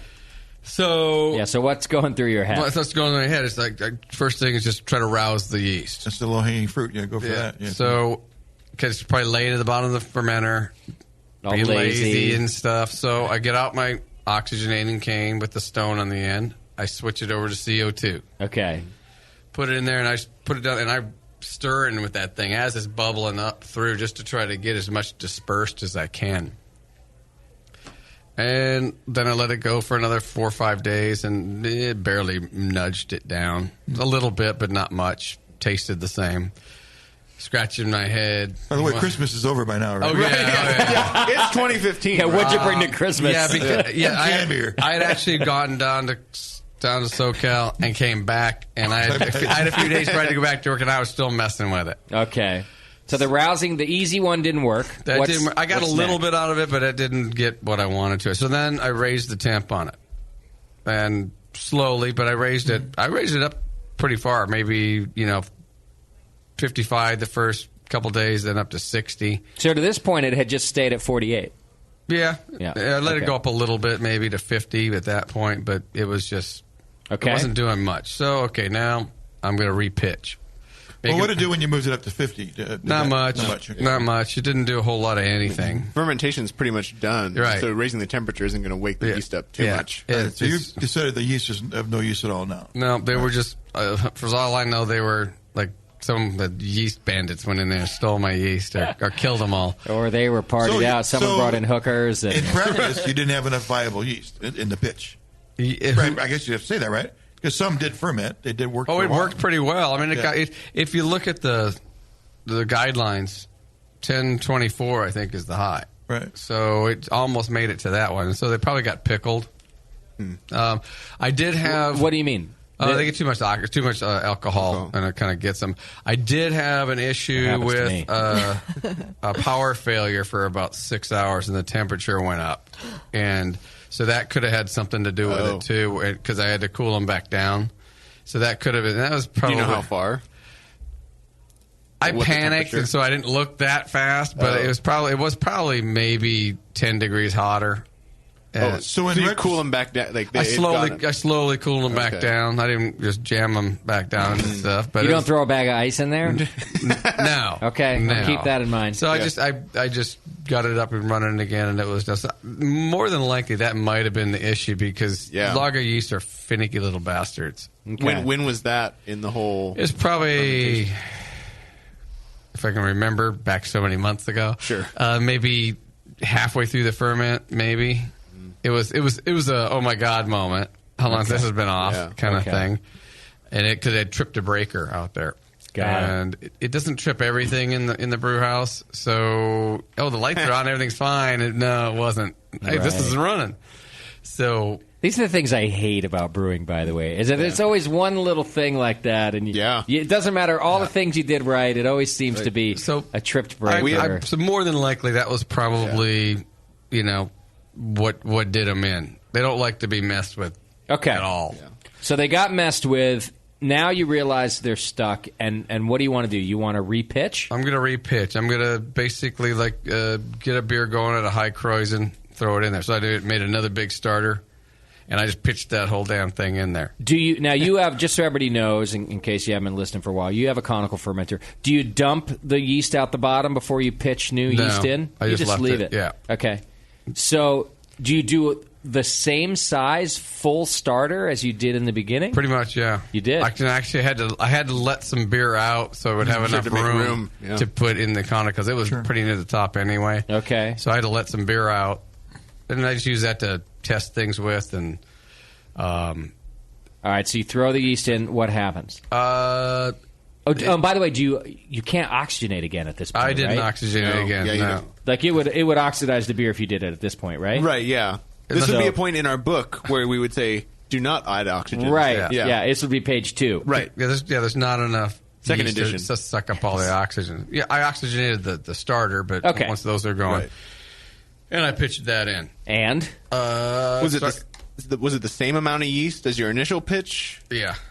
More? Oh, okay. It was a big pitch. Yeah. The same strain. It was same strain. It's what Doc likes to call an angry pitch. An angry pitch. Yeah. All right. What did we do?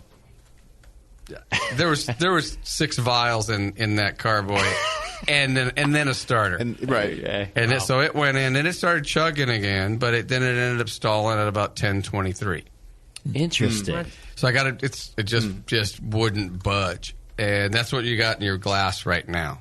The 1023? Yeah. Okay. So what does that mean? It bubbled away and then it just died after a few hours? Do you think that even did anything, or were you kind of just diluting it with the starter wort that you had that might have been lower gravity, and so you're just essentially diluting your beer? No, because in 20 gallons, another 2 isn't going to do a lot. It could have had a little bit of something to do, but it did definitely taste better.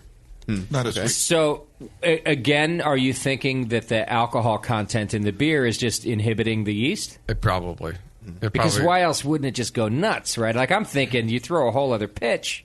Yeah. It's not... They got drunk. Go home. You're drunk. Yeah. You're done. And your second starter was at fermentation temperature. Like, did you do that starter at 50, or did you just cool it down afterwards? I cooled it down the same kind of... Actually, I just was cooler. It wasn't... Because ambient, okay. Now we're talking the middle of, January, so... Okay, yeah. It was a little bit colder out there, and so, it's not a bad beer.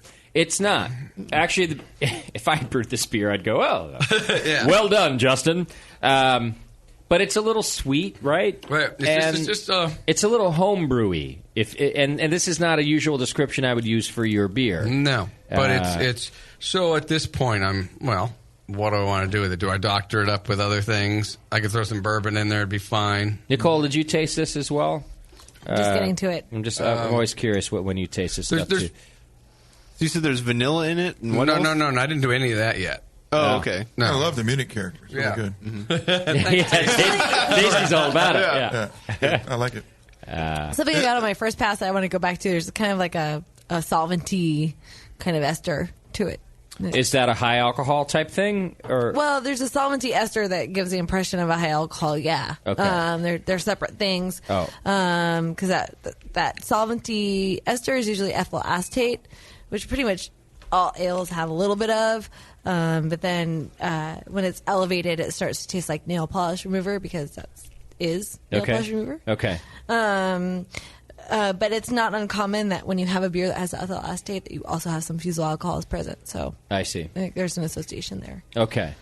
So now, Doc, numbers-wise, you're not happy, and you taste it, and you're probably not happy because this isn't the Baltic Porter you were going for. It's So what am I thinking? Well, I could just give it to friends who would love it. Yeah. I could doctor it up some other way. Like I said, bourbon, something else in there. Throw some oak on it, something like that. It'd probably be fine. Okay. But I got a lot of this stuff, so I got to experiment some more. Okay.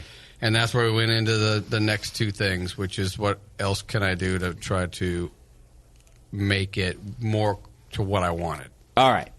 Why don't we do this? Let's take a break. When we come back, we'll find out what more you did to get the beer that you wanted. Sound good? Yep. All right. Doc's helping us fix beer in here. And by the way, we have the finished product to try in the studio as well. So not only are we going to find out the thought process and what he did, we're going to try it as well. Hang in there. It's The Session.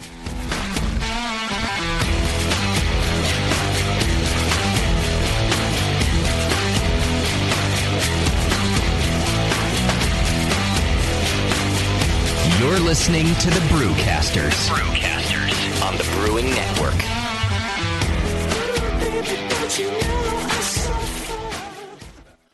Since the first time the Brewing Network microphones turned on, More Beer was behind it.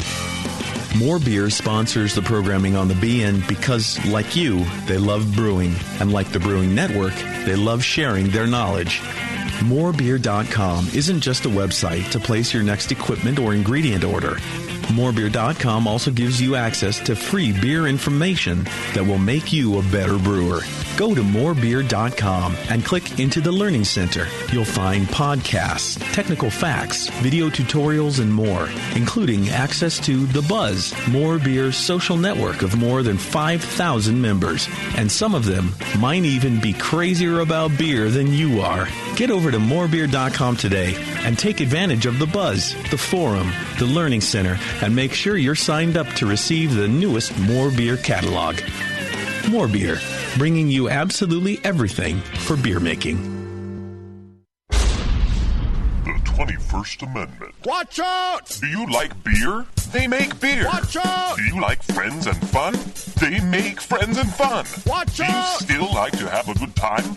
The 21st Amendment. Watch out! The 21st Amendment in San Francisco, located at 563 2nd Street, 2 blocks from the building where baseball is seen and played. Try their beers in the pub or try them in the can, featuring Monk's Blood. Made with real monk.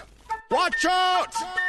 So why not have the best time of your life? Go to the 21A and Sean O'Sullivan will personally greet you with a can of Monk's Blood. The 21st Amendment. Watch out! This advertisement is not in any way affiliated nor associated with the 21st Amendment Bar and Pub, nor its subsidiaries or affiliates. This telecast is not copywritten by the 21st Amendment for the private use of the Brewing Network. Any use of this telecast without Jamil Zainashev's consent is prohibited. Suck it, JP. Your support of the Brewing Network means everything to us. We couldn't produce shows without you. And we love giving you something extra for that support, like Brew Your Own magazine. You already know it's a great brewing magazine full of recipes, equipment how-tos, discussions of beer styles, and brewing techniques. Whether you're new to brewing and just starting out or you're an old pro, you'll always learn something from the articles in Brew Your Own. Plus, they're amazing special issues like plans for building a Brutus 10 system, 250 classic clone recipes, and a homebrewer's answer book. Brew Your Own magazine and BYO.com are awesome resources for any brewer. Whether for yourself or as a gift, when you subscribe or resubscribe from the Brewing Network homepage, you directly support programs like this. Get a great magazine and support the Brewing Network. Subscribe to Brew Your Own right from thebrewingnetwork.com. Hey, my brewing brothers and sisters. This is Jamel Zanishev, and I love a bold, hoppy beer, one that spits resin in your face and makes you cry, Uncle. There are a lot of great hoppy beers out there, but at Heretic, we want to make something as bold, dank, and resiny as possible. We use hops at every chance we get, including multiple dry hop additions. The result is Heretic Evil Cousin. This light golden, 8% Imperial IPA has an easy malt character that helps take the edge off the massive bittering, but it takes a back seat to the in-your-face hop character. We make sure this beer finishes dry so the hops can jump out and slam you in the taste buds. If you can't get enough hoppy goodness, Evil Cousin is your cup of tea. Cheers. BN Army, I'm here to talk seriously for a second. You all are partially responsible for something explosive, and it's time you answer for it. Moonlight Meadery is exploding. Yeah, exploding across the country. Wait, they just landed in Australia with insane quality meads. With nearly 70 different varieties of mead on the market, Moonlight Meadery has blown up the mead category and completely reinvented it.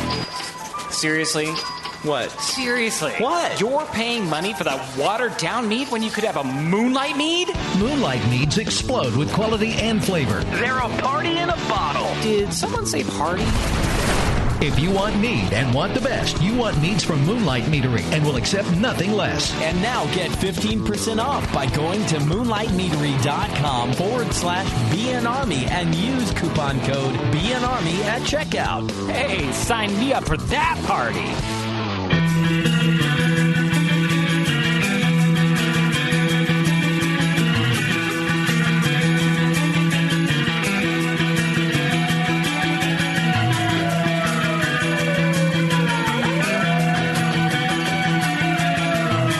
You're tuned into this session because life's too short to listen to crappy radio.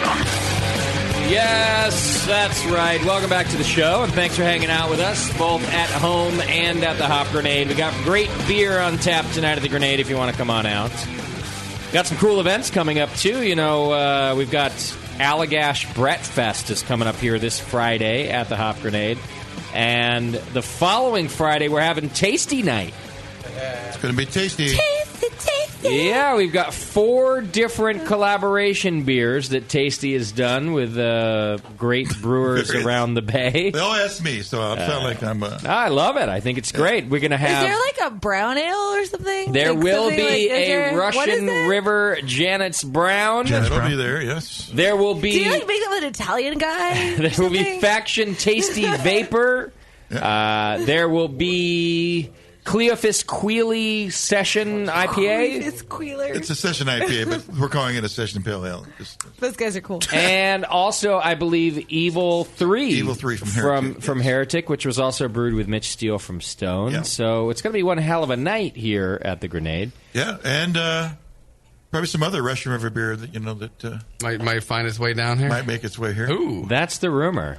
So that's Friday the 13th of March, and then we've got a good Brett Fest with Allagash here this coming Friday. So it's good things happening at the Grenade. Also, real quick, as we're about to get into how Doc fixed his beer, I want to remind you of our wonderful sponsor over at Beersmith Brewing Software. You can go to beersmith.com right now, and it's a great piece of software. You get a free 21-day trial. It's going to work on your Mac or your PC. I happen to know for a fact that Doc used it as part of his salvation project here with this beer, and he's going to teach us a little bit about how he used Beersmith to save the beer, and you can too. So go right now. If you're going to listen to the rest of the program on your own, maybe you press pause, you get out of the car, you go to work, you come back. I recommend you go over to Beersmith, download the software, because Doc's actually going to talk to you specifically about how he used the Beersmith brewing software to save this beer. So go check out our wonderful sponsor over at beersmith.com. So, Doc, before the break, where we left off was that the repitching of the yeast didn't really cut the mustard, and you still weren't willing to give up on the beer. So, I want to know where your head is at. What options do you still have to get this beer to ferment out? Okay, we go back to the first option: dump it. Yeah, but as Tasty said, it's still a pretty good beer. Yeah. It's not to me. Yeah, it's different. So, the other thing is doctor it up with something. So you mentioned that, like you could do a little bourbon something. Yeah, throw some like peach in there, right? Maybe vanilla. Yeah, a couple of vanilla beans. Yeah, something like that. And but I also want to try to dry it out some. And the two basic methods are going to be dilute it with sterile water. Okay, so literally just add water. Right. Okay. Just act like you're Anheuser. That's right, kids. Act like you're Anheuser-Busch, and you high gravity brew, and then you dilute it down to wherever your target. Instead of 8.8%, you make a 7.8. It's not sweet. Right. Did you think of making a new style called Sour Baltic Porter? Right. No, I didn't. It's everybody's go-to, isn't it? Right. Sour it! Yeah, just sour it. Too sweet, sour. A lot of brewers, it accidentally goes sour, then they could say it's sour. I do have a 5-gallon cask that would have done that real well for me. That was sitting right there in the corner. And, yeah. But that's not the right way to do it. We're joking about that. Right. I want to give some good info I'm here. trying to. Basically, the only problem that I really had with it just wasn't dry enough. Okay. So I'm thinking, okay, if we just dilute it, we're going to dilute everything. That means we're diluting the hops. We're going to dilute, the bitterness. We're going to dilute the maltiness, the color, everything. So that's one option. The other one is a rescue beer. I'm going to brew a different beer and brew it to fix things that are in the first beer. Usually I reserve that, though, to fix other things, not just finishing gravity stuff. So the brewing of a second beer is also diluting it, but at least then you're allowed to control maybe some of the other components. Because you could add hops back, you can add... Okay. Mm-hmm. If I get something that's not hoppy or too hoppy, then I can deal with that too. It's a different kind of dilution that gives you a little more control. Exactly. Here now, wait a comes second, to though. the day, rescue beers on the way. Didn't you do something, though, in between, like... I know this sounds crazy, but like adding Beano and things like that to a beer. What? Yeah. Was that something? Actually, I did do that in the primary one too. Just it's an enzyme. It helps break down some of the unfermentables. Did you do that before you repitched, or yeah, after? I did. That was one of the things I forgot about. That I tried that. It didn't have a whole lot of oomph to it. Really? Right. So you literally just take like off the shelf Beano and throw it in there, hoping that it breaks down enough enzymes to ferment. You can get the White Labs does have enzymes that will also do that. Right. Okay. If you have issues about dumping Beano out of the box into your fermenter, which for some reason I do. Yeah, you can buy it from White Labs. Oh, and excellent! It'll come in a nice little container. I and you prefer can dump it in. that. It's basically a galactosidase, and of course it is. For brewers, you can only buy like the 100-pound box kind of thing for so long. Okay. And now, we're starting to be able to get small quantities of it so we can use it. Okay. It helps to break down unfermentables. And long chain to short chain. Long chain things. You get ropey beers and things like that. It helps break them down better. But that didn't work either. It's been around a long time for commercial brewers, but you just couldn't get it in small enough quantities. And just to be clear, you literally went to Safeway and bought Beano. I've done this before. Okay. It's not new to me. They know him at Safeway. Yeah. Oh, Beano again? Yeah. Got that stuck fermentation. Okay. God, if I thought of Beano. I've used it He's a gassy man. I've used it as well, but I can't remember any dosing rate to recommend. Do you have an idea? It's only going to... It's an enzyme. It's only going to do so much. I see. It's hard to overdo it. Yeah, it's going until it runs out of stuff to You just chuck some in there. It's fine. Oh, yeah. Okay. No, so it comes in two basic model. It comes in the pill form, and it comes in a capsule. I like the capsules because it's already. I got a liquid version when I used it before. Yeah, no, they don't make that anymore. Doc knows, man. So you grind up the pills, or do you let? What do you do? No, it comes in a capsules, kind of like a gel cap. So you can open them and gel cap. Yeah, gel cap. Looks like I just open them up and put them in there. Okay, and it has worked for me before in the past. Okay. And how about the gas? How's that? It's hard to control. You said it worked. It's worked for him before in the past. It's worked before. So, all right. So you added the Beano. Did it do anything? Not much. No. I've used it in the mash before, and it really helps. Okay. But it didn't really work this time. In what scenario would you use it in the mash before you knew you had trouble? Just in a high-gravity beer in general? Yeah. I don't use it for trouble or anything. I'm going to have certain adjuncts that are going to have more unfermentables to them. Okay. Do you know is it that enzyme alcohol sensitive? Because I know like pectic enzyme, when you add it to fruit must and things like that, you want to do it before fermentation because alcohol inhibits the effectiveness of that. It can. Okay. Also, I looked up what the ideal temperature is for it. I didn't want to overcook it and things. So that's where it comes in when we start talking about the rescue beer. Okay. Because I still had some Beano left. So the Beano didn't work, and so now you're faced with a couple of, 3 options. One we know you're not going to do, which is dump it. Your other 2 options are to dilute it with just sterile water, or to dilute it with another beer, and to actually brew a beer that maybe you've designed to dilute it. Which option did you choose? Both. Of course you did. Why not? So what did you do, split the batch? Okay. Well, I have so much of it. I've got kegs and kegs of this stuff. So I just pulled some out, did some math with it on what I wanted to do with it first, and I pulled out my Beersmith. If you look there's a couple of places to get it. It'll usually come up in the left pane. It says tools, or up in the top bar, it'll say tools. Click on that. Run down to where it says dilution tool.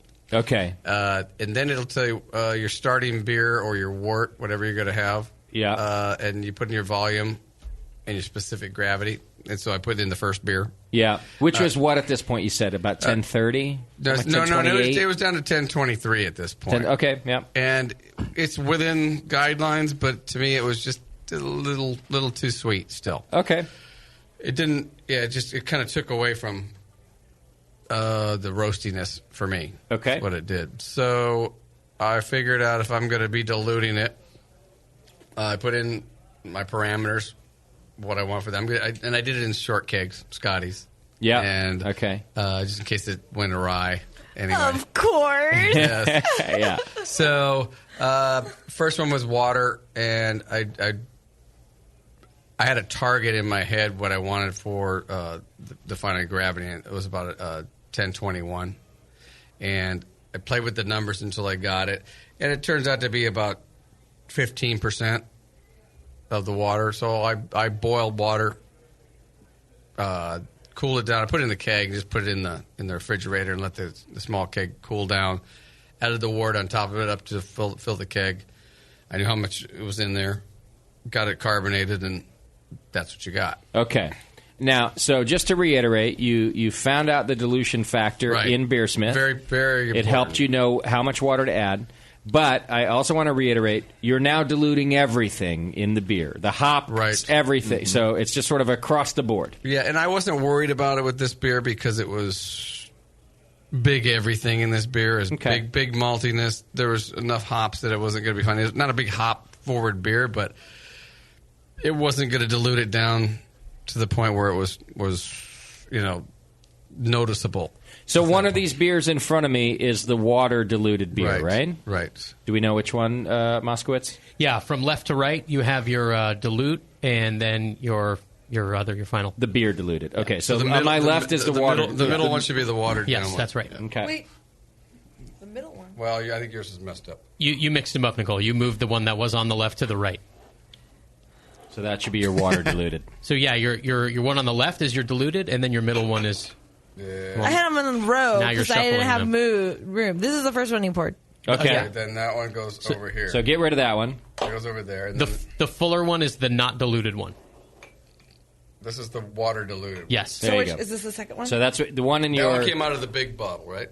Yes. Okay. Is the water diluted one supposed to be second? It's Yeah. pretty obvious. Except for you did that thing where you put the ball under the cup and you shuffle the cups real quick. And where is it? Yeah. If a cat can do it. I'm shifty. Yes. So the water diluted one I'm tasting is already a better beer. I love it. Yeah. It's still a little sweet in my opinion. But I don't feel like the hops disappeared. I don't feel like a whole bunch of the other components vanished because you diluted it. It's okay. I like it better, that's for sure. Then the roast showed up too. The roast showed up. It's almost like a big ass Schwartz beer now. Yeah. Yeah, you get like I could see that. Yeah. I don't know something about sometimes when a beer is just too intense, you can't really taste each component. And in this beer, because of the dilution, I feel like I can taste the full spectrum of flavors that are present. I can identify each one individually. There's something really beautiful about that. Maybe other people don't like that. Maybe they just want to be bludgeoned with the flavor and not really know and just drown in the swamp of flavor. But I like each piece to be able to taste each piece, and you know, when it comes easily in a beer like this one, it's nice. It's relaxing in a way. Yeah, I think it just made it instantly very drinkable. Yeah, you can. It just goes down too smooth and too easy. And you said this was adding about 15%.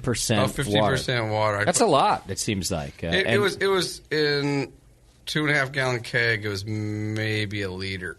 And this got you down to what? 1021. 1021. Okay. And what is that? How does that affect the alcohol content? I didn't bother punching the numbers in, so it doesn't show up on the dilution. Oh, so that's a good question because you're dropping your. Is that 85% is whatever? Well, right, but what was the alcohol content of the 23 beer? I guess 8.8. Okay, so then you could just do some math and figure it out. Well, I could plug it back into Beersmith and figure that out. So Beersmith will tell you that statistic? Not in the dilution factor here, but it would if it had that on it on the dilution tool, and I haven't played with it enough to pass that. Okay, it lowers it to about 7.5. Yeah, it's still a big beer. Okay, yeah, not small for sure. Because that's a good point. Because normally when you drop the gravity, the alcohol would go up. Right, but when you add water, you're dropping the gravity and the alcohol's going down. Just as like well. the bitterness and the malt character is going Everything. down, so is the alcohol. Okay. Yeah. So I like it, Doc. I still don't love it, but I think it's a much better beer than the first one. I think, in my humble opinion, the regular dilution factor by adding some water was a pretty good option here. Yeah, because it made it a better beer. And so you just boiled the water and then let it cool, and add it in. Mm-hmm. Okay. All right. Your second option, which you also did, was to brew an entire other beer. Yeah. Okay. Now, how do you approach this? I look at the beer, what it has, the first beer, and what it has in it, component-wise, as far as taste, and what is lacking, and what it has too much of, and I try to make an anti-beer. Now, do you do that by tasting the diluted one, tasting the watery one, and go, all right, I want this gravity, but this is what it's lacking? Or do you do it by tasting the first one? The first one. Okay, all right. Because I may only do one of these two things. Because if I'm doing a rescue beer, it's sometimes there's more than just one thing wrong with it, and dilution's not going to fix it. Okay. So I may brew something that's a lot more hoppy, but a lot drier, because something's the other way. Okay. And just to try to counteract all those things. And then I start blending at this point. Because this one I'm blending for gravity. Sometimes I'm blending for flavor. So I don't know where I'm going to end up, how much I'm going to use the anti-beer to dilute the first one. Yeah. I do a lot of experimenting. I like the anti-beer. It's like a superhero. Yes, it is. Swoops in. And so what did you brew? Basically, I brewed another. I didn't want to dilute the Baltic Porter, so I brewed another Baltic Porter. Oh. But I just was tired of doing everything, and it's way past Christmas time. Right. So I brewed a pretty fast extract beer with grains. Okay. But being as nerdy as I am, I wanted to try to get the extract more fermentable. So I put some grains in with it. Got it up to about 150. Put more Beano in it. Beano. And I let that sit in there. Yeah. I let that was sitting in the mash tun, actually. And let it sit at 150. I put some, and then in the boil kettle, I put water, some extract, and the hops. And boiled those for a good 45 minutes. And so Beano can handle 150 degrees and won't denature? Yeah. Okay. For denatures. I kept it in the 140 to 150 range. I'm impressed. Then I put it over. Then I pumped it over to the boil kettle. Boiled it for about 15 minutes, just because they'd boil it already. So right. Okay. I just needed to do that. Cooled it down, and I pitched it pretty much right on top of the conical that I just pulled all of the other first one out of. So do you use Beano in all of your beers? No. No, not at all. This is the secret to winning an NHC medal every But he year. does do. I'm not afraid of it. Maybe it's worth trying at club night. If everybody put Beano in their beers, see what happens. It would be less farty. It would be more terrible. If everybody just put Beano in their mouth. Exactly.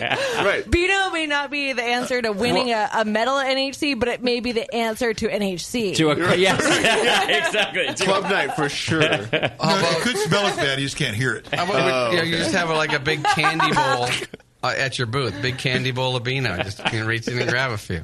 Now, so you brewed this beer and you say you just dumped it on top of, and I roused it again. But did you dump the entire amount on top? In other words, did you program into Beersmith, I have to brew this much beer and then I should dump all of it into the fermenter? No, you didn't do that. No, Okay. no. I drained the fermenter into kegs, and those went into cold crush, and left the yeast. and I left the yeast in there. I said, okay, I'm sorry. I didn't blend it in the fermenter. Now I understand. Okay, so you didn't dump it on top of the existing beer. Yeah. You dumped it on top of the yeast slurry. Yes, from the first beer. Okay, I'm sorry. Got it. And then I roused it again, and it didn't oxygenate it at this point. I just used CO2 and the cane and got it mixed up. And Good, because Beardy and I would not recommend. Well, on the second beer, you didn't give it any oxygen? No, I couldn't. Just because it's. Wait, no. Why not? I did. I done You that. must have. Right. I was thinking with the other one. Good. No, I'm glad I you did. read our book and added Yes. oxygen at the beginning. Page 3. I did it there because it had been boiling. Yes, I did. Right. Yeah. All right, so this one you. All right, so your theory Because this is a there- regular new fermentation. This is a new It's a beer. regular fermentation. It's just like pitches. So no, I did on this one. Okay. Just so many things I had done with this beer. It's okay. Yeah, it gets Yeah. kind of confusing. That's all right. This one I did because basically I was just took one beer out, dumped another one on top of the yeast cake, stirred it up, and I did oxygenate that one. And it was another 20 gallons of beer?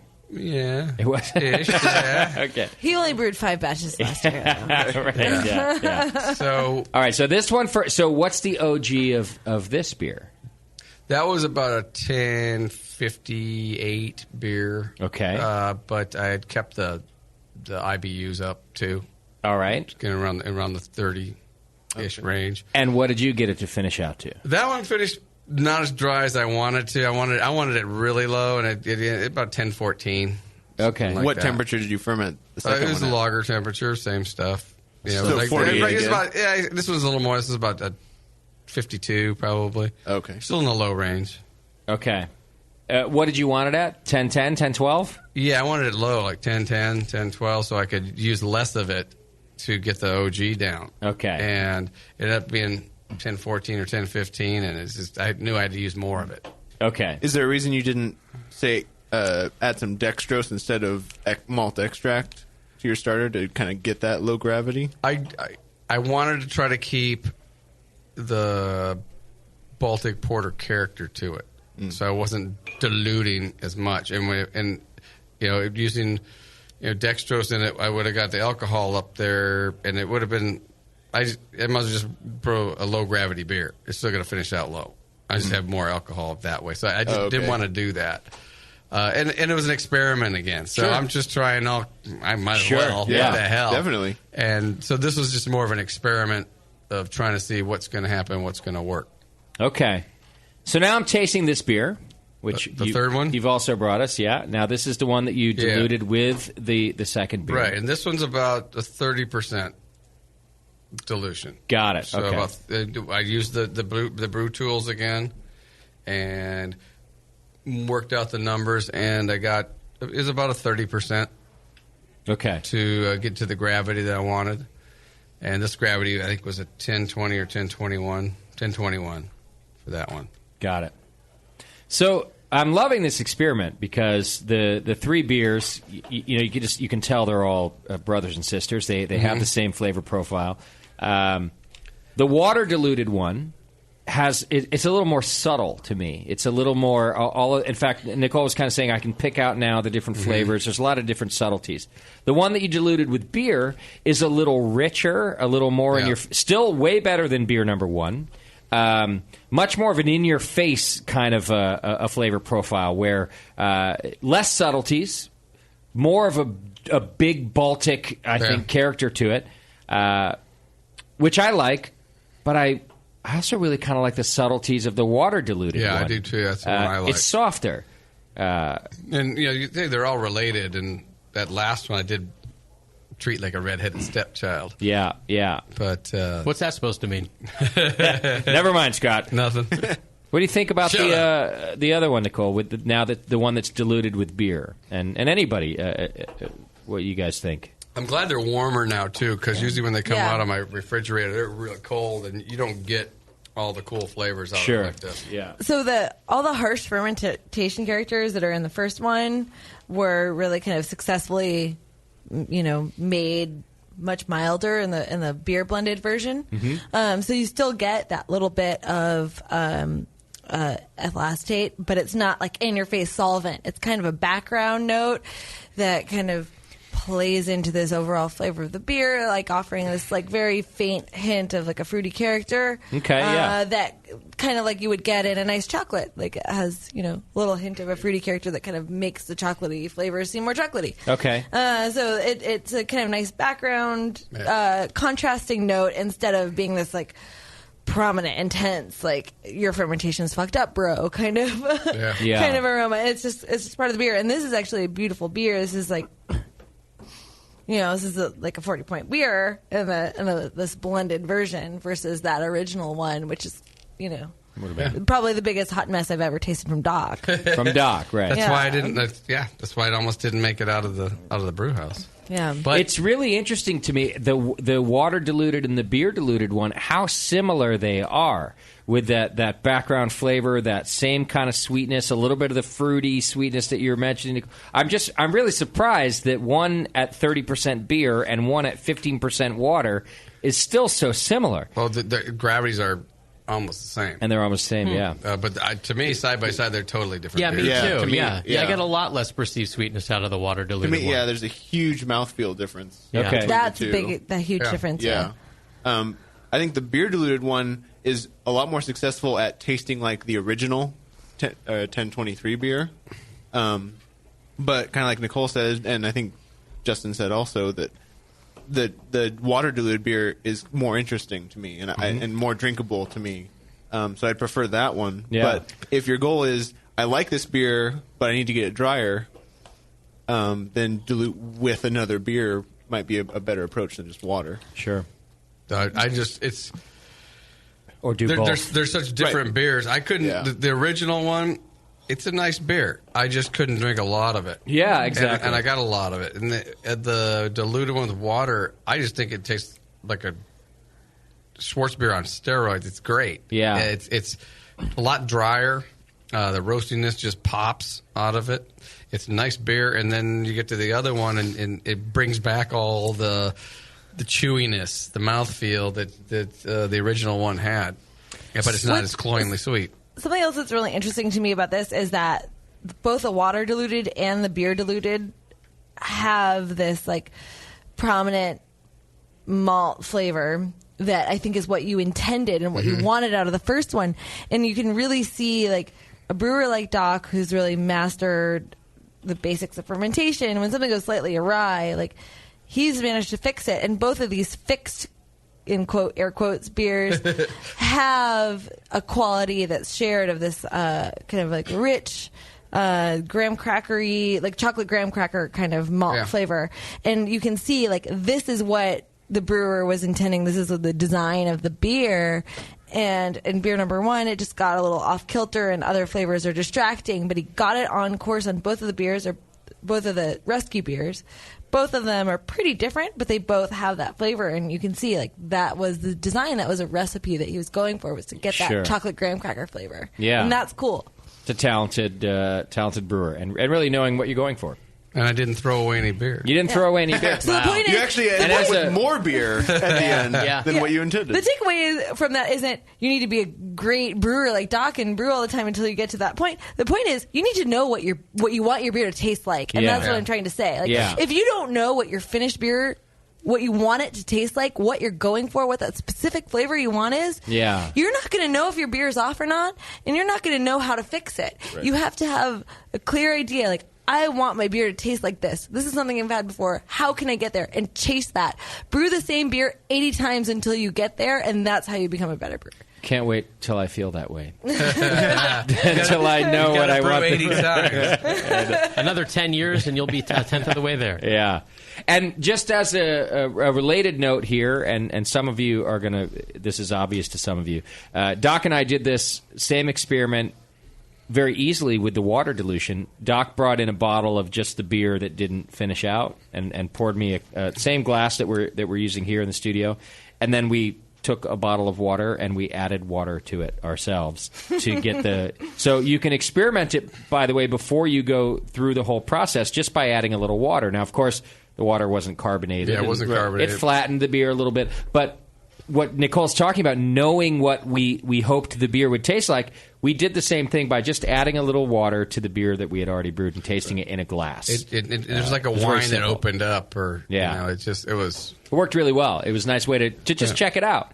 Of course, now tasting the other two finished products was even better. But Nicole has a big point of when I finish the beer out, and that's when I get disappointed is when it doesn't come out what I was shooting for. Yeah, and it's just not bad, but it's just not. My numbers were there. Everything was on, but I wanted more roastiness. I wanted more this in it, and that's when what am I going to do? Brew another beer. It's. I love it. Yeah.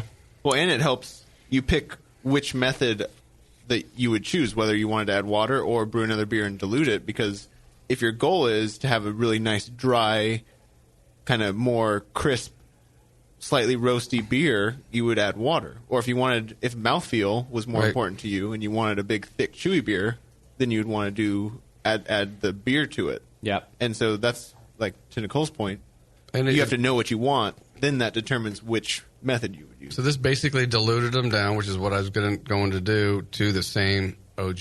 Yeah. And two totally different things come out of it. It makes me wonder if that Star Sand beer I brewed a long time ago would actually have been okay. You still have some in the cellar? Just makes me wonder if I threw it away too soon. I could have tested it again. It's food grade. Yeah. It's very sanitary beer. Well, Doc, thank you for screwing up a beer finally, Sure, no and then going through the process of teaching us how to do something with it. What a great segment. I really enjoyed it, and I think that people learned a little something out of it. So, as long as you learned something. I think I did. He won't apply it to anything. But. Yeah, I'm not going to. Mike from Society, the poor bastard, is brewing with me on this Quaff Brewing Network collaboration. I don't know what he's thinking, but Mike, listen to this program as well as some of the others and realize what you're getting yourself into. He's going to do a really good job of milling your malt, though. Well, he wrote our recipe. You guys want to hear our recipe? Yeah. Sure. No. I'll do that before the break here. I mean, yes, and. So Mike and I decided to do a Nutter's Brown Ale. Nutter's Nut Brown. Oh, that's disgusting. Ale. All right. So we're doing Nutter's Nut Brown. Are you going to wear Nutters while you're brewing it on Saturday? What happens with Nutters when you turn around? It could be a little salty. Now, Turtles, Nutters. Mike wrote the recipe, and then he ran the recipe by the brewer Travis at Society, too. Travis' response apparently was, let's see, I ran it by Travis. He said, that should be sufficiently brown, and then walked away. So that was our input. That's our That's a lot from him. Okay. Yeah, right? I fear for you. Did you know Travis? You're right on. To me, that's a seal of approval from Travis. Like From a cop? Yeah, fuck yeah. Did you use crystal malt? Because Travis is against using crystal malt. All right, well, here's what we got. Oh, yeah, we did. Shit. All right. That's why you got the crit answer. Right, and Too much Tasty, crystal malt. I would like you to pay attention because I'm very interested in your input here. We're doing a Nutter's Brown. 9 pounds of 2-row, 1 pound of Crystal 60, half a pound of Crystal 20. How big is the batch? I'm sorry. We're going to be doing 10 gallons. Okay. Yeah. Well, just read percentage wise. Yeah, that's better. He gave me pounds. Okay, then just read pounds. These pounds. Half pound of what? C20? Half pound C20. 1 pound of C60. Half a pound of C20. Right. Half a pound of Carapils. Half a pound of flaked oats. I'm with that. A third a pound of chocolate. An eighth of a pound of Black Patent.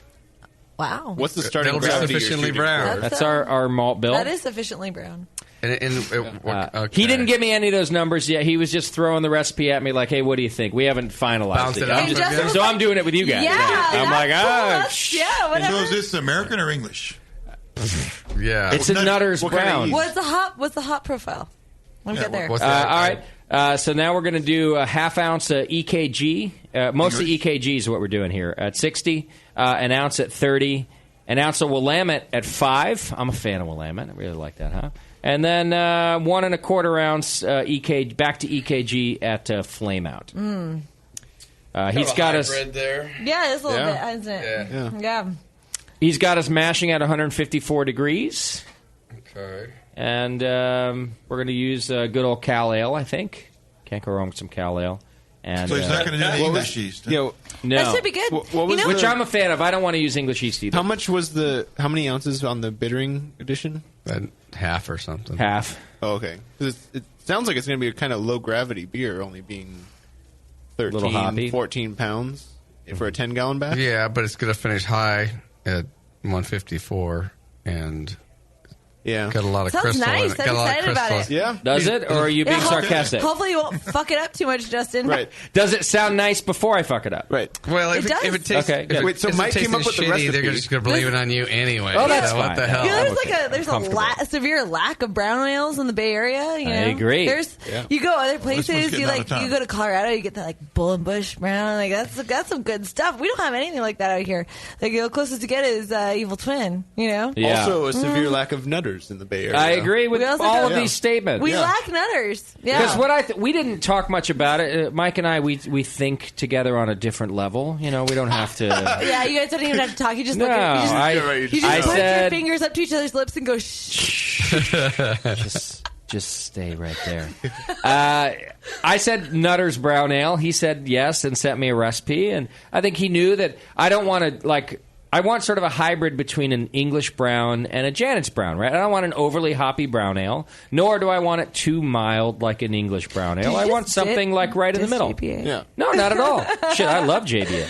But for my beer, I wanted it right down the, something like that. And I think Mike... Right down the where? He took it. Right down the middle of the nuts. He knew. Right down the nuts. He wants his nuts totally I don't know. satisfying. Why is he Yet using not- this black patent? I don't understand. Yeah, the black patent's the only thing that kind of threw me off, but it's only just a little bit. Okay. Maybe crank it down a little more. I thought maybe we would just sprinkle the black patent on the top. Maybe you just when we throw sparge. it in the air before you start. And it'll be sufficiently brown There and should not be fully black patented. enough color, but a malted. I would like to use if I was making this beer would be a brown malt. Yeah. Brown malt. Just plain old brown malt. It's a base malt. It's a base malt, but take a pound out of the base. Yeah. Like the 9 instead of 9, make it 8. Get a lot of 8 pounds of churro and then Pound a brown malt. Yeah. And that's a regular sort of a... Well, a They new used to use it in brown old, porters. It's like a new old malt. Right. Yeah, it's a new old malt. They use it mostly in brown porters. They use a good amount of Then I get rid of the that. black patent. It's very flavorful, though. Yeah. So be careful. You gotta be careful with that. And you know, I'm gonna like, make a He's note. going to have a lot of flavors in there. I mean, in it's Evil very, Twin, it's like we use very, roast very barley new old. and dehusked carafa. What about instead of the crystal? Could you use brown instead of the crystal? Not a crystal character. Because you're not gonna get the sweetness. You're not gonna get that caramel. So you guys like the two different types of crystal and the amount that we're using? It's more like a slightly Who said more I didn't even mention roasty. anything about that. I'd probably use. Oh yeah, 40. there's Yeah, I know. How would you describe Well, brown there's malt? so It was little like, of it that I don't think it'll matter. You're fine. Maybe- I mean, it's a pound Well, pound of is 60 and a half a pound That's of what I'm talking about. of If there's 20. so little of it in there percentage-wise, I'm not sure it's going to make a big difference. To me, brown malt is like a really dark brown bread crust. Like just the outer part of the crust when it's a very dark. I like but that. it's still, I mean, it's you still mean a base the malt. stuff you scrape off? I was just saying the flavor. Right, the stuff you scrape off, that's brown malt. Oh, I don't scrape it Flavor off. to I me. eat it. But So I would like you it. describe it as like a deeper marisada, like more roasted? I mean, because you can still, I mean, it still provides a lot of fermentables. It's not like crystal malt. Yeah, it's got fermented. It's a base malt. It's a base But malt. it's not for like sure. Munich malt. It's like No, it's not English like Munich. It's like the English version of Munich malt. It's like it doesn't have any of that peanut buttery stuff. Yeah. It's more like So let me get this straight, because I have to go get the ingredients, which is where I usually start to screw things up. If I go to More Beer... They have it. I got this malt, It's Mike. just called brown malt? Brown malt. Yep, they have it there. I saw it. well, that's easy. Yesterday. I've used it. See, They everybody have always it. tells me that, and then I go there, and I go, do you have any brown malt? Never And they heard go, of it. we don't know what you're talking about. But here's Do the what other I thing. do, and you look I feel like you guys are fucking with me. look on the website. anybody else should be able to find it. Just look on the Okay, so you website can see first. it. Right, yeah. You're making an Before you go IPA. there. Use some IPA malt. Guys, do you have any IPA malt? Never heard of it. Oh, you should totally do that. I dare you. I'm so dare you to do that. More beer We would should make expect it of me. I'd have to go to a news store to make it They're funny. gonna Because laugh more at beer you would be 'cause like, they only Justin, have just double IPA send malt. somebody else in. Yeah, that's what they'd say to me. Like, do you want the younger malt? We have younger malt. That's what you're looking for. You got to wait in line for it, though. All right, well, I've made a note to write back to Mike that maybe we would replace 1 pound of two-row with a pound of brown malt. Yeah. And then are you saying that maybe that would eliminate our black patent? Yeah, I wouldn't. I I'd would drop use the the black black patent. patent. I don't want to tell him what to do. I'm a diplomat. I'm just going to suggest. Just blame it on The us. black maybe- patent seems like a little overkill for the rest of the recipe. Yeah. I think it'll overpower why, it. Why even use EKG if you're going to put black patent all in there? It's like, Yeah, Justin, Bowl it over. pull your diplomat up. Make him think it was his idea. That's what you do, right? Right, yeah. Well, he's probably listening, so it's not going to work. Oh, yeah, Mike, this is your idea. Yeah. So now you I'm more of a do- hypnotist than a diplomat. Now you have to do Mike, a real you're diplomatic going to move. get rid of black patent. I don't want to get you nuts in a bind, but gotta make these suggestions. Yeah. He could use. Was that a third? How much chocolate? A third a pound? Chocolate is a third, yeah. That's a lot, too. A third of what? Well, no, I'm A sorry. third of a pound. Nah, not for, A not third for of a chocolate. pound is not use enough. a half Sorry, pound sorry, of that, I sorry. think. Yeah. Chocolate's pretty forgiving. Half pound It of is. chocolate. Or even some Half pale pound? Instead of a chocolate. third.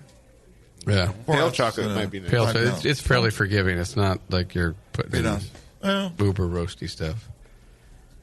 So, Doc, I'm probably going to have you help Sounds me good. put this into Beersmith Okay. because...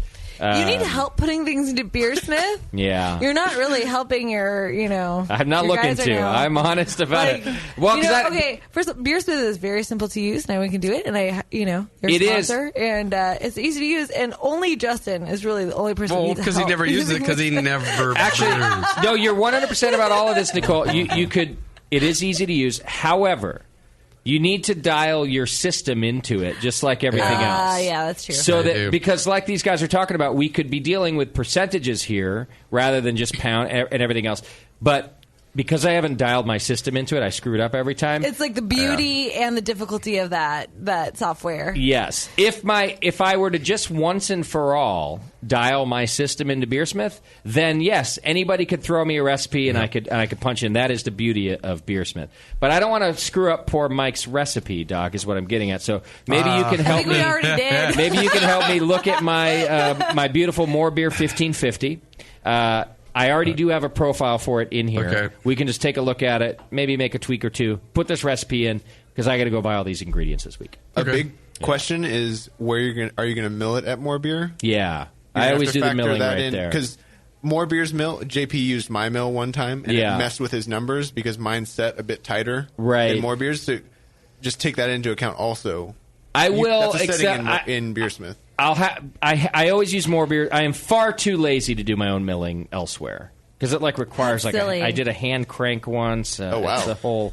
Whoa, I put a drill really? on it. I just hooked my drill up and that let was it no do good its thing. either. Just at More Beer, you gotta mill it, like, dump it all right into the before. hopper and you flip a switch and you pull a lever and it's done. It's And then brilliant. And then it just oxidizes until you brew. Nonsense! It comes out. It's fine as long as you do it too, don't you? Of course I do. Because you know you're lazy, and then you're like, oh, I'm actually not going to brew today, and then your milled grain sits there for like a week and a half. Okay, that has happened before. And then you're like, why However, did my beer turn out? Did That's you write true. the book on oxygen, Nicole? I don't think so. That's right. And in fact, while I will admit to that happening, I am far more apt to throw it away and go buy new malt again. I'm that guy. That's smart. Yeah, I'm just like, well, I screwed this up. Depends take the on where hit, you keep and- it. Yeah. You want to Well, the mill rats liked your where I grain kept to as it. soon as when you're mashing as possible. I do it pretty close, but if you Kind of like making Well, it's happening this weekend. I can't back out of this one. All right? I'm buying the shit on Wednesday and I'm brewing on Saturday. you're fine. Thank you. Okay. Justin's going to be there. He's going to have a pot with some, like, you know. If you think you're going to screw that up, just have one of them mill it for you. Which I've done that many I'm not even times. going to measure it out. I'm going to call David Wonder at More Beer. I'm going to send him this thing. I'm going to be like, David, help a brother out. Yes, Will you? why do when you can delegate? I know. That's right. And That's it'll- my. and it'll get done 3 Have you days seen my ahead of time. T-shirt, Moskowitz? Why do when you can delegate? All right. Anyhow. All right. We're going to take a break. Doc, thank you for training us out to a few ways to fix a beer. When we come back, we're going to talk to Adam Mills. We're bringing back one of my favorite segments called Happy Hour, which is actually about brewers' screw-ups. Adam Mills from Crankers when we return. Hang in there. It's The Session.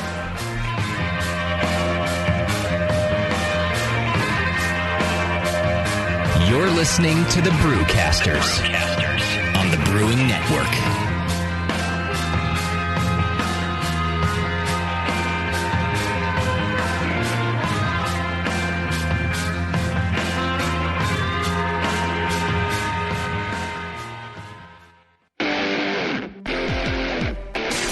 A few things happened 30 years ago.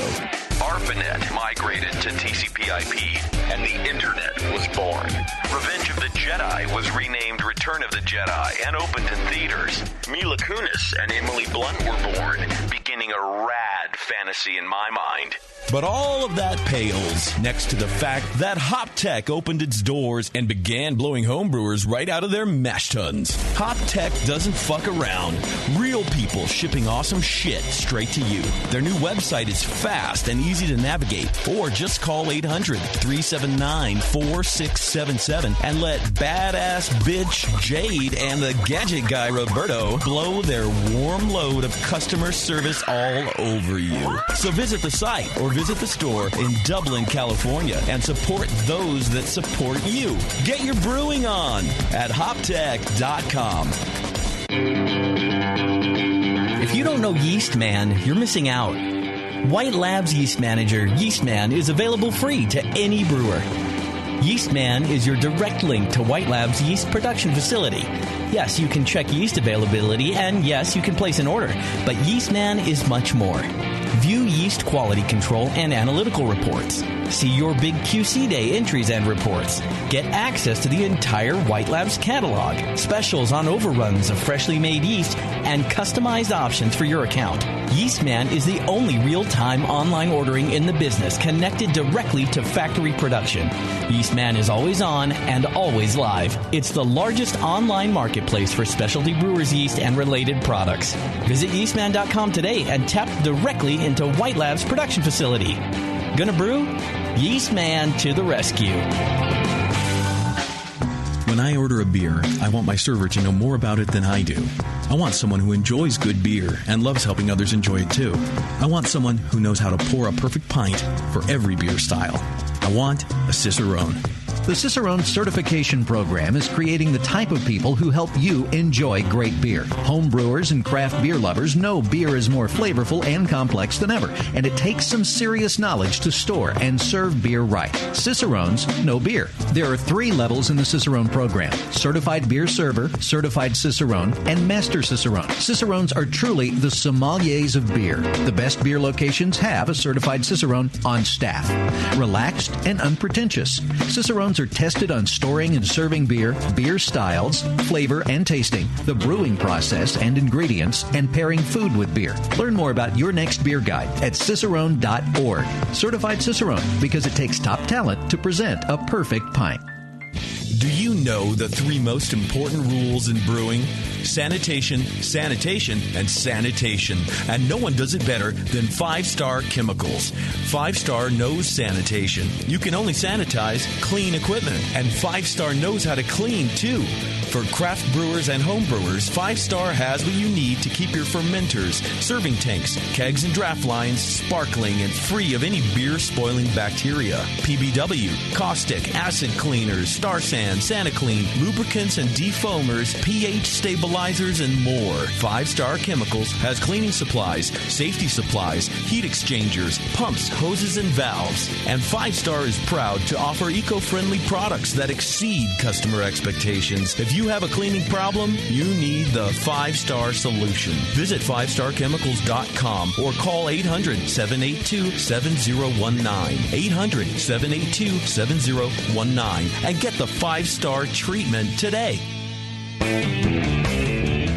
Adventures in Homebrewing has the knowledge and expertise to craft their own gear and original recipes. Some of the things homebrewing.org creates and manufactures in-house are the Brutus brew stands and propane burners, the Serial Killer adjustable 2-roller grain mill with 7-pound hopper, custom stainless steel false bottoms designed to fit kegels, coolers, and mini-sized brew pots. The brewers at Adventures in Homebrewing have designed a huge selection of original recipes for extract and all-grain brewing. Adventures in Homebrewing original recipes are tried and tested, proven to be of the best quality. And right now, Adventures in Homebrewing is shipping 24 of their best recipes for free. Visit homebrewing.org for the most current selection. Once you try one of Adventures in Homebrewing recipes, you'll keep coming back for more. And now, it's even easier with free shipping on these kits. Brewing Network listeners receive 10% off their homebrewing.org orders when they use coupon code IPA at checkout. See terms and conditions for full details.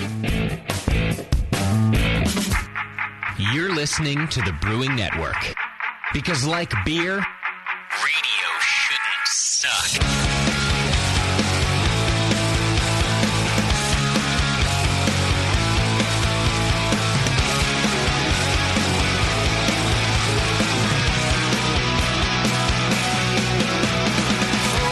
All right, boys and girls, thanks for hanging out with us. A little break there while we fed our faces and got some beer in our bellies. Thank you, Susie, for sorting us out. Susie's doing a great job in Bevo's absence. Who needs Bevo when we have Susie? Right. I need Bevo. I love Susie. Well, that's our anti-Bevo. Yeah. Some Susie boobs needs look weird. Bevo. Oh, Bevo, please. Wow. She's still rude from 600 miles away. She is. She's very rude. Disneyland doesn't help her. In a related story, you're a douche. Yep. All right, real quick, let me let you know about our good friends over at Adam and Eve. You can go to adamandeve.com, and in case you were looking for adult Why does products... it have to be real quick? Take your time. Just kidding. Just be a little longer this time. That's as long as you can go. Slow down, Like- radio voice. Like maybe 9 minutes. I'm going to spend 9 minutes on Adam and Eve right now. You couldn't take 9 minutes. Were you talking to me? Because you're No, right. her. Because I would be about a good 3.5. Oh, really, dog? All right, adamandeve.com right now. If you go over there, you get a bunch of good stuff. If you're not getting enough, they're going to give you more. Go to adamandeve.com. First of all, you're going to get 10 free gifts. 10! Wow. Where does it end? Can people call in? I'd like to know what these 10 free gifts are. That's ridiculous. Last time. Who gives 10 free gifts? Is the next copy Adam they and give Eve. you 9 gonna say condoms 20? and a butt plug. Here's what you get. You get a sexy surprise for her, a second specially selected toy for him, and then a third something that you'll both like. Plus, you're going to get 6 full-length adult movies on DVD. That's only 9. Number 10, free shipping on the entire order. That's your 10th gift. So what do you have to do to get it? Just go to adamandeve.com, search for the stuff that you want, and then use coupon code BNARMY. That's BNARMY. Free shipping is the best gift. Yeah, that's a good gift right there. Kind of turns me on. It doesn't come in. Sorry, Suze, is it what? Don't mind me. Are you counting gifts? I'm trying to count gifts. Oh, there are 10 gifts. Oh, yeah. Let's go through it But together. I'm really bad at math. So Where you're did like, for him, for her, for both. Him, her, both, 3. and then 6 DVDs. That puts you at 9. Do you get to choose the And then, DVDs? yes, you do. Oh, yes. For many different categories. All sorts of Such categories. Oh, yes. You know, BBWs? couples. Couple? BBW couples is a category. Missionary. This is the hop grenade version of the categories. People who like each other. Right. That's a category. Special hug. Honeymoon. Yeah. Commitment. There's definitely like a committed category. Yeah. College throwback. You know, loyal monogamy. That's a great category. Oh, those DVDs are amazing. Purely for having children. They're flying off the shelf. Yeah. Commitment. Repeat your vows. There's all sorts of great categories. I want another child. Oh, man. Because it's your anniversary. Just go over to adamandeve.com right now and use coupon code BNARMY. That's BNARMY. All right, so I wanted us to bring back a segment because it's just one of my favorites. We called it Happy Hour, but the point is that it's not so happy. Let's bring back Happy Hour, shall we?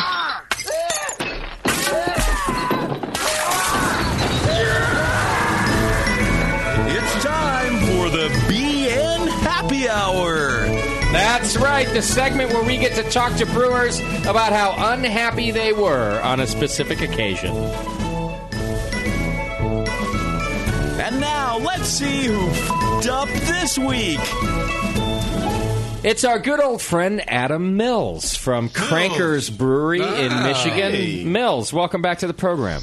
Hey, everybody. How's it going? You know, if there's one guy we can count on to screw things up, it's you. Yeah, you got that right. So we thought we'd bring Mills back to talk about now. Now, Mills was a home brewer for quite some time and a teacher of young, troubled youth, which I'm sure worked out great. Maybe that's why he turned to alcohol. Yeah, I was super good at that. You were great at it. And eventually became a professional brewer and, in my opinion, has, well, screwed up probably more than anybody else on the brewing earth. Yeah, I actually just added. To my list recently. I was. I mean, everything's to scale, right? When it's 5 gallons, you can only make 5 gallons worth of mess, right? And when it's 15 barrels, you can make a little bit more. I have a direct fire kettle, and what I usually do is, as I'm transferring wort over to the kettle and heating up the kettle, because it is direct fire. I will turn my Whirlpool pump and get some movement in the kettle so I can prevent scorching and whatever. And usually what I do is I shut that pump off about 6 degrees shy of boiling, so it doesn't get too crazy in there. Sort of like Chernobyl. I went out to order lunch and I shut the Whirlpool pump off, but I didn't turn the flame down like I needed to. I didn't even go out and talk to the bartender. I went out, put in my order, came back in, and about 10 feet outside the brewery, I said to our other brewer, Andy, I said, "Do you smell wort?" and he said, "Yeah." And I said, "Man, I really smell wort."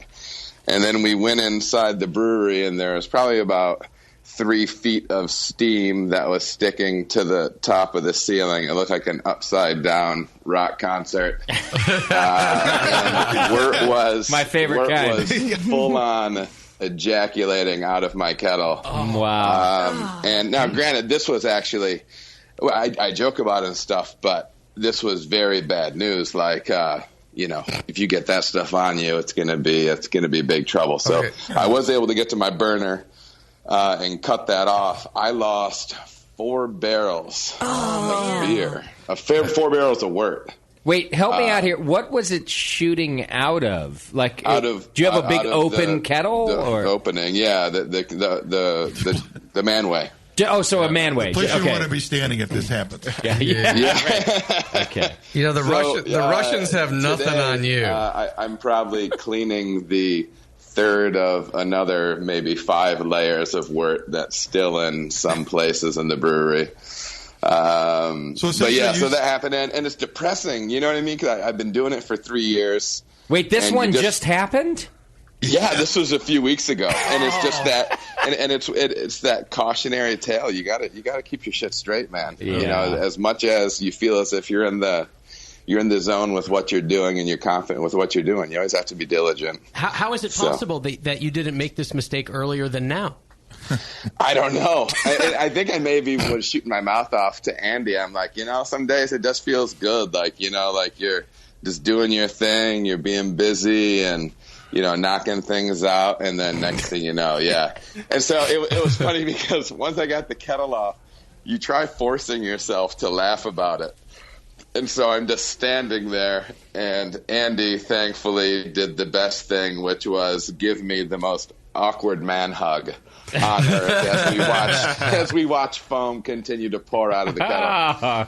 So it was a tender moment too. Yeah. Like, Andy, get your wiener off my leg. It's disgusting enough in here as it is. I'm just trying to make you feel better, Adam. Yeah. What's the Right. problem? Well, it's one of those things where I think he's been angling for that for a while, and he's like, well, it's kind of down in the dumps. I don't know. Maybe. Sounds like sabotage to me. Yeah. Now, so that happened. This is only this one happened recently, but this is a long list of nice screw ups that you've had. Why don't you tell us about your first brew day? Oh, the first brew day again, direct fire kettle. We just opened it up, the thing full blast or whatever, and tried to maintain. As you do. Yeah, tried to maintain the boil with it, and that was a real mess. And so, anyways, got through the brew day and all. Ran off through the bottom of the kettle, and then I see scorching and everything on the bottom of the kettle. And as soon as it's cool enough, I jump in there to bust out whatever is in there, and I need to find out if it's caramel or if it's char. You know what I mean? So actually, it was much more caramely than anything. So I'm like, all right, I'm going to pitch yeast. It's a little bit. It was a pale hoppy beer. And so I'm like, well, if it has a little bit of color on it, a little bit of caramel character, I can get by because I didn't really have any of that built in anyways. It's not a disaster yet. So this was at a point in time when our glycol system and the plumbing for it was especially a shit show. And so anyways, I pitch yeast. I'm feeling like a big boy, man. Shit, I left teaching for this. You know what I mean? First brew day. Yeah. Okay, everything wasn't perfect, but the wort tastes decent. We're going to be all right. I'm pitching. I'm clean, So I come in the morning, and I can actually smell from outside the brewery. I can smell something that's weird. I get in the door, and I still have another door between me and the brew house. And I can smell fusel alcohol. I can smell like wild ass esters. And I smell shitty fermentation, obviously. So I bust through that door, and it's blowing off all over the place. I look at the temperature gauge. The temperature gauge is at 96 degrees. What happened was we had 96 degrees. Yeah. The glycol system failed. So now it's a saison. And so it just kept circulating the glycol. Wow. And kept heating it up. It was hot glycol, yeah. Oh, the recirculation. Because the glycol will work both ways, right? Like it'll either stay cool or stay hot? Yeah, well, and since the chiller took a shit, all it was doing was being pumped around. And friction was friction picking up heat. So it was just calling for hot glycol when, of course, it wanted cold. So this was, I left my job for this. I got kids, man. This is not like... Yeah, you're feeling like, shit. Well, forget you, Mills. How do you think your bosses felt? Like, who did we hire? Well, yeah, exactly. Thing. Well, but thankfully, though, the chiller shit wasn't on me. I can tell you that. Oh, man. If I'm you, I'm thinking like, well, shit, I'm pretty sure they need teachers in Guam. Maybe it's nice there this time of year. I don't know. So I had to have that conversation with my boss, man. I had to call him and tell him, man, this is not, this beer. We're gonna have to dump this thing. This is not good. You can just smell it. How'd it go? What'd he say?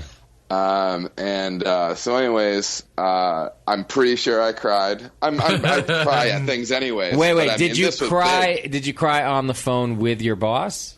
I wouldn't say that. Shit, it was high tension times, man. You never know, and I might have shed a tear or two. What did your boss say to you when you said, "Look, I know we just spent $10,000 on this batch, but I have to pour it out"? What did he say? I think we were both just saying, "Fuck."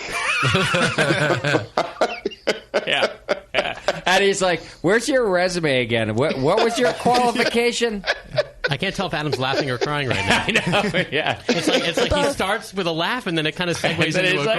I know. I know he must have said at one point, he just blurted out, "Did you not check the glycol system?" Oh, did he? And you're not supposed to, but he had to say it. Said it and forget it. Yeah. Yeah.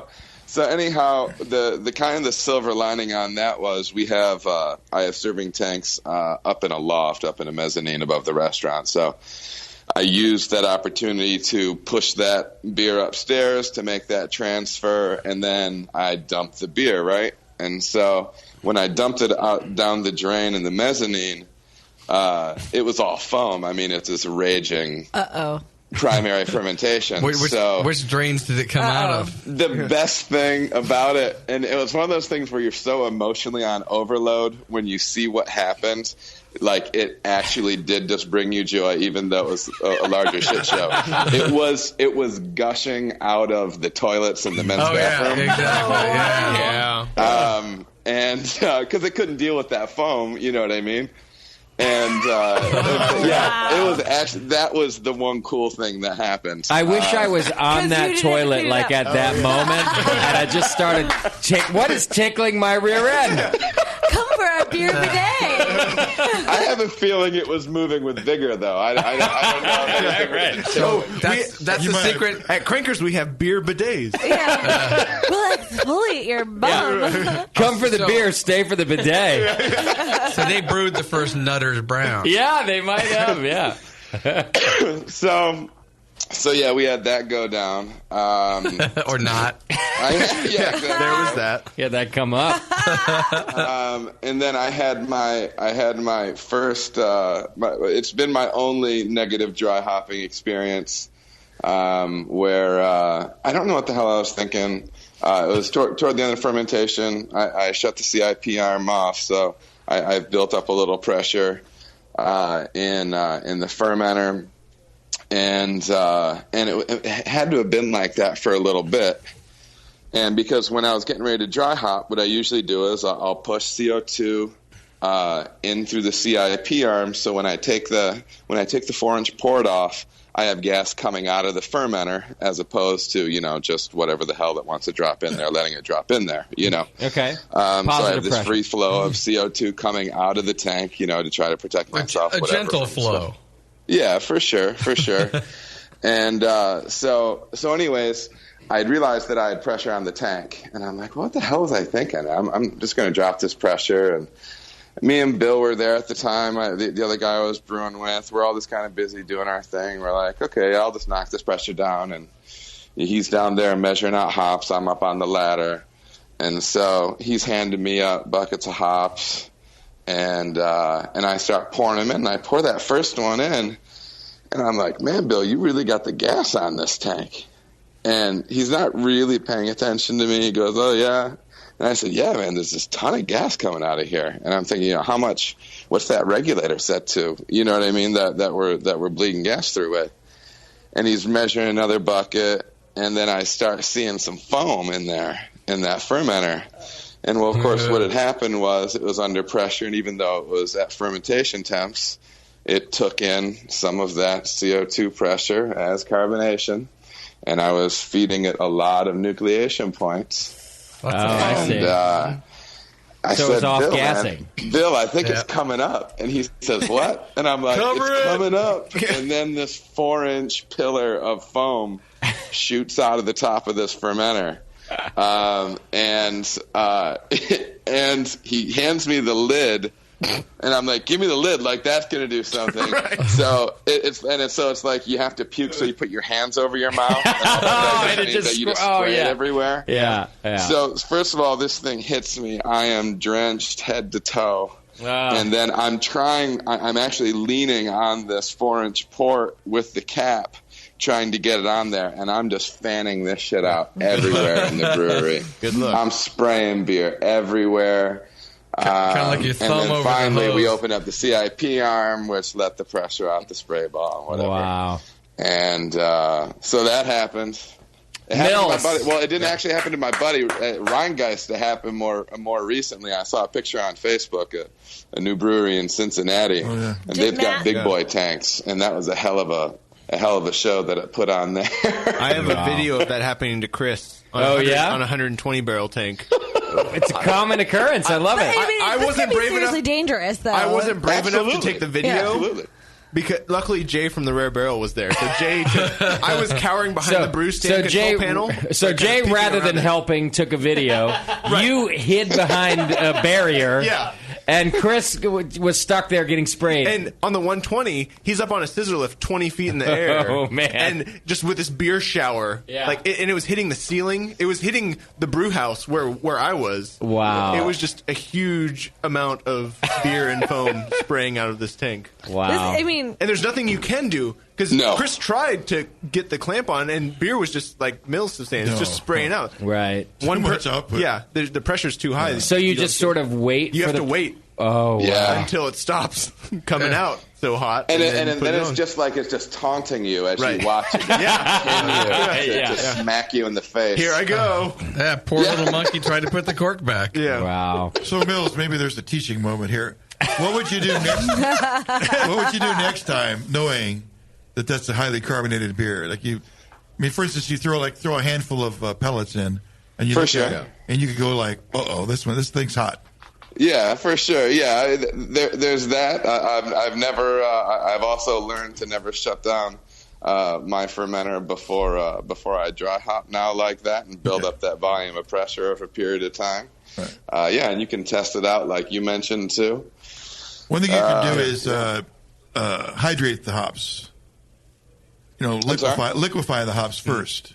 Yeah. That way you don't have all that I've heard some nucleation. guys talking about that. I haven't tried that myself Just yet. takes the rack off some beer off the racking port into a keg with the hops, and then just pour it all in the top. That's good. Yeah. On a 120 batch now, what we do is we just throw in a small amount first to get the to essentially degas. Yeah. Just to see how pissed it is. See how pissed it is, and also kind of like it has its moment, and then you can dump the rest in, and things are fine. Okay. But when you just go dump everything in all at once, if it's too soon, It's like pouring soda on ice. Yeah, or when you wet the ice first and let it kind of settle. Yeah, put the rest in. It doesn't. When you're pouring a glass of I keep Duvel. hearing that Queen song in my head. I'm like picturing you dumping a big, 5-gallon bucket of hops into this big fermenter, and the beer's like, oh. Fuck you. Yeah. Just gave you an FU. Pressure of people Under pressure. Mills, I have a weird backhanded compliment for you. I bring it. You're my favorite brewer in America whose beer I don't get to try. And it's not that I think you don't have good beer. I literally don't get to try it. I have had your beer, and I think it's great. But the stories around your beer make you my favorite brewer in America, whose beer I don't get to try. That's kind. That's my backhanded compliment for you. Yeah. How's Crankers doing? You guys kicking ass over there? Good, man. Staying busy. We're turning out a few more lagers these days. We're doing some more work with that, which we've really been enjoying. We've been doing using the expedited lager fermentation profile learned from the wise and wonderful Mike McDowell. So you're getting out lagers and faster. We've been working with that. We have a Helles on right now that was grain to glass in 17 days. Wow. What we're doing is we're trying to do a lot of. When we do those ferments, we're trying to do a lot of record keeping and things like that. I have some other brewer friends that are putting on some lagers using a similar technique. And we're going to try to compile some stuff. And I don't think that I'm not saying that the method's flawless or anything like that, or that we're producing a perfect lager with it, but I think it's definitely something to be looking at, because I think a lot of times pro guys feel like they don't have the time to make a lager, they don't have the tank space, and I think there's some validity to the technique. So we've been using it and compiling numbers on it and tracking stuff. So it's something that we're excited about. We have a Helles and a Classic American Pilsner on right now using that method. We're gonna be bringing out some others as well. So yeah, love it. Well done, sir. See that, Tasty? Your work is being put to work. It's not mine. I always say this once in a while on the show. I was sitting on the couch in the garage studio. I wasn't even on the podcast then. Oh yeah. And some brewery was on, you're interviewing them, was the pub, and they said, yeah, we have to do our lagers in 14 days because we can't afford the extra tank space. And this is how we do it. And I haven't been able to figure out who that was. Oh, you still don't know? I still have no idea what brewery said that. Yeah. And it stuck with me when I did lager. But it's one of those things, though, where, I mean, and we sample every day. We do sensory evaluation on it. We're tracking gravity and the fermentation byproduct stuff. And it's really fascinating. I mean, when you're running that last, 4 points, the last Plato off that beer, it seems like from what we're doing, any trace of that butter or green apple that can be in fermentation, it goes right, it cleans right up, and it almost always coincides with those last few points coming off that lager. Even the sulfur character. And I think just like with an ale, and I mean, when you put an ale on, because I mean, we're a production place, we're trying to flip beers, whatever. Your beer gets better as you age it. I mean, as you serve it. When I throw it up in a serving tank, the new stout that I'm pouring is going to be better a few weeks from now than it is right now. And it's the exact same way with these light lagers that we're doing. It's servable. It's carbs. It's fermented. It's not green. You know what I mean? And that now there's, there can be a little bit of coarseness that's going to smooth out of it. But I find the conditioning side to be very similar to what happens with the ales that we put on, with the exception that you can get something very, very clean by using a lager yeast. Beautiful. All right, Adam Mills, ladies and gentlemen, Cranker's Brewery out there in Michigan. We got to spend some time with him last year at the NHC. I don't suppose we'll see you this year at NHC, Mills. No, not this year. Shameful. Unfortunately. That's okay. He's got to pay for that new glycol system. That's right. Yeah. Right. For sure. I've got a happy hour edition if Mills wants to hear my awful story. How quick is your awful story? It can be as quick as you want it to be. Make it 2 minutes long. 2 minutes long? Yeah. Okay. We're going to commiserate right now. All right. So, double brew days at Heretic, I start out usually at 6 a.m. all by myself. The next person comes in at 8:30.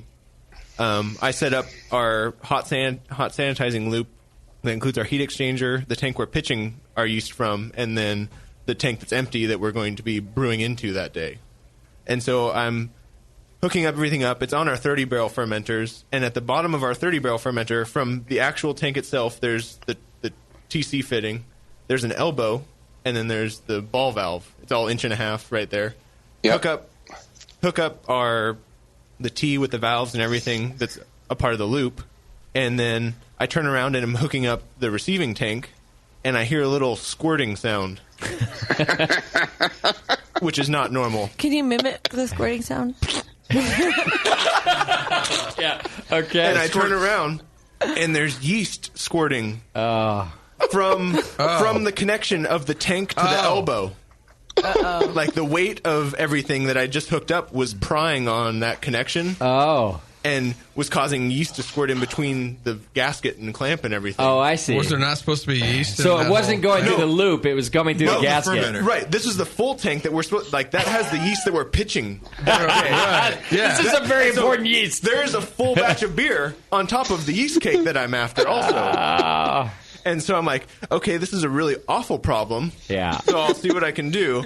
And so I crawl under the fermenter and kind of sitting with the cone of the fermenter in between my legs and like kind of trying to push up on the whole assembly to kind of get it centered. Yeah, that's not going to work. Get it centered Don't tell me. and twist the clamp. Yeah. I push up on it and the elbow pops off. No! Oh, and the first thing you did is try to put your hand under it. No, the first thing I did was try to stick the elbow back on, even though there's no gasket. Wow. And so then it's just like sheeting out everywhere, and I'm just sitting in a It's yeast, right? It's just a... Well, it's the yeast and It's slurry. 1,000 gallons of beer on top of the yeast cake coming out. And it's like, okay, well, obviously I'm not going to be able to hold this with no gasket or anything. So then it's like, okay, well, now it comes down to my hand. So I just drop the assembly, put my hand under there, and then kind of like shove my leg under my hand to like hold back the pressure. Yeah, and wait. And now you're stuck till 8:30.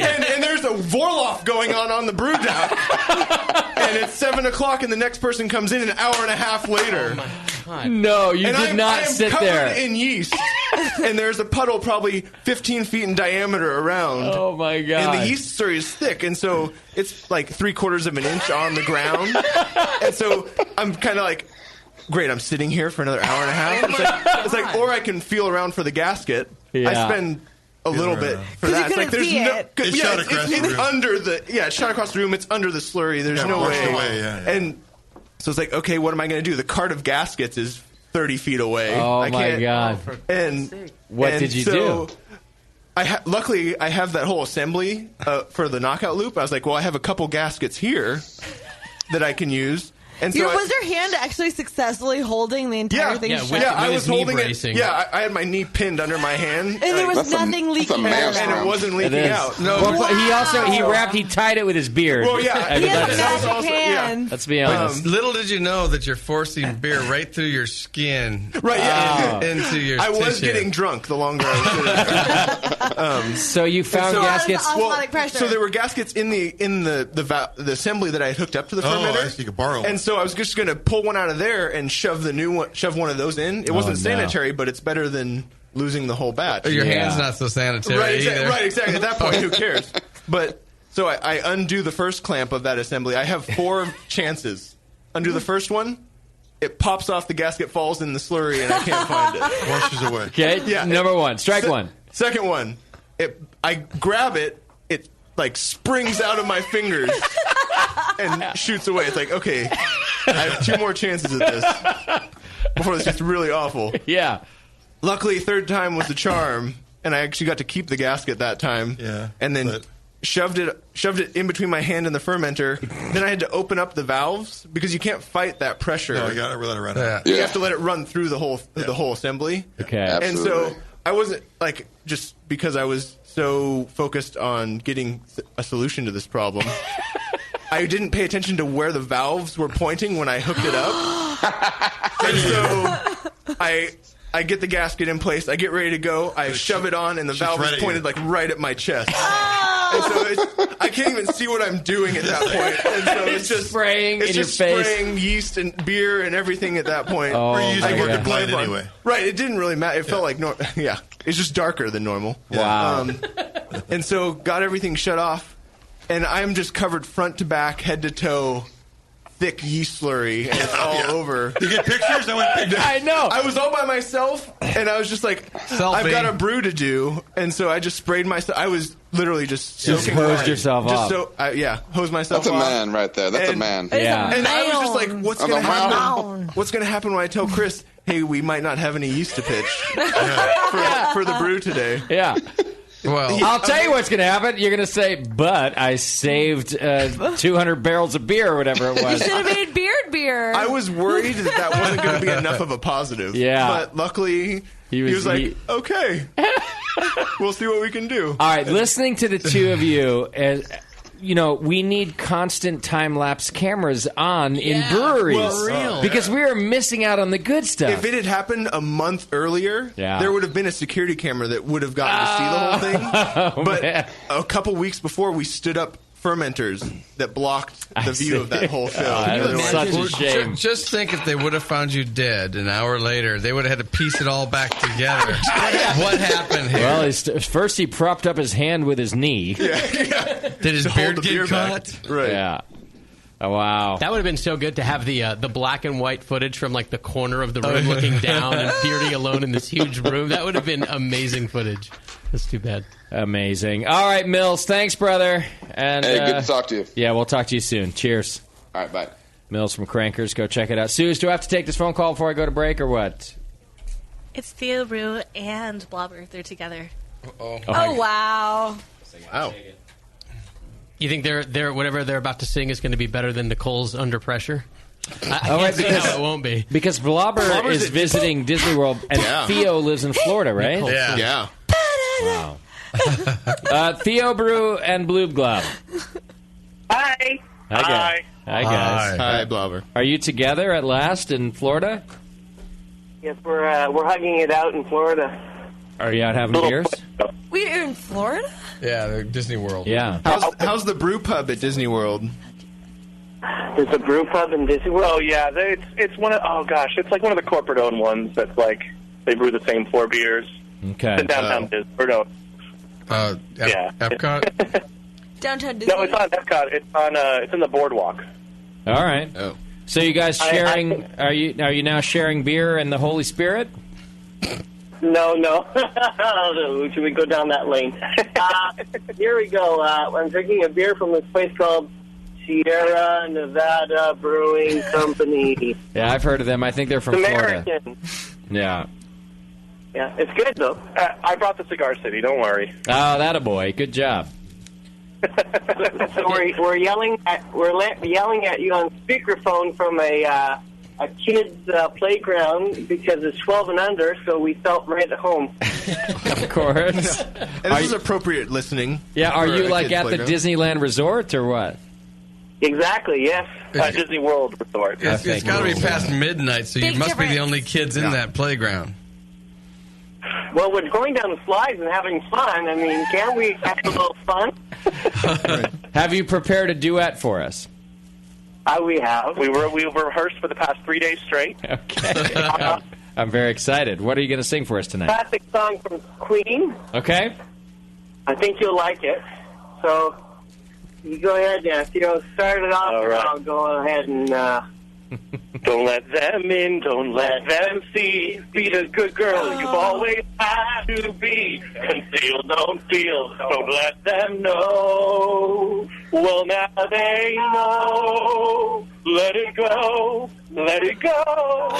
Can't hold it back anymore. Let it go, let it go. Lay it down the door. I don't care what they're gonna do. Let the storm rage on. I think we were duped. Yeah, that didn't sound like Queen. Oh, never bothered me anyway. I like how they decided this will be our last lyric together. Well done, gentlemen. Well done. Thank you. Wow. That was some great harmony. I was underwhelmed. What was that? That was That was from Frozen. Watch another song. We'll see another one. New Disney movie. I gotta go. Yeah, what else you got? Do you have another song? Gotta go. Yeah. It's not this totally. You go. Yeah. Okay. I like the way Blobber just changes the lyrics for me. I don't care why I have to go. But I really need to go. If security wasn't called on them before, they're on their way right now. Definitely coming. They're like, listen, drinking in the park was one thing, but fucking with a Disney song, that's something else. I think the security guards that are in that shack with the little camera on these guys are laughing so hard they can't go outside. Yeah. They're actually headed here to collect their royalty. Well, also, Blobber looks like he's about 12 anyway, so they don't know whether to arrest him or call his parents. Kids drinking in the park again. Yeah, exactly. All right, Theo and Blobber. Oh, dear. I love you both. Thank you for calling in and having some fun with us. Love you guys. Of course. Have fun out there.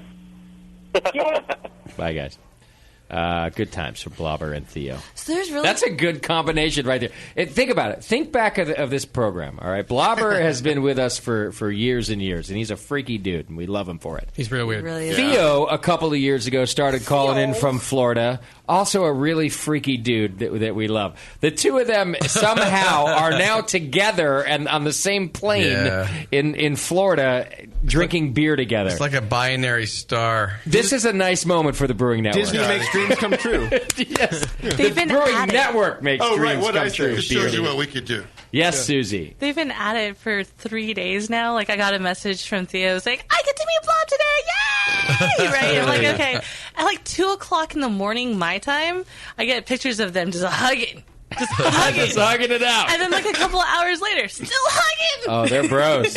They're bros. I love it. It's really just a strange universe that their brewing network lives in. I wouldn't have even recognized Theo. That was sober Theo right there. Yeah. Did you catch that? Well, give him another hour, I guess. They're in a playground. They need to be sober-ish. All right, here's what we're going to do. We're going to take a very quick break. When we come back, we're going to do a little bit of beer news. We've got our Twitter game to wrap up. I do have feedback. I might get to Let me read through it. We'll see what we got. Very quick break. 3 minutes. Don't go far. We'll be back. It's The Session.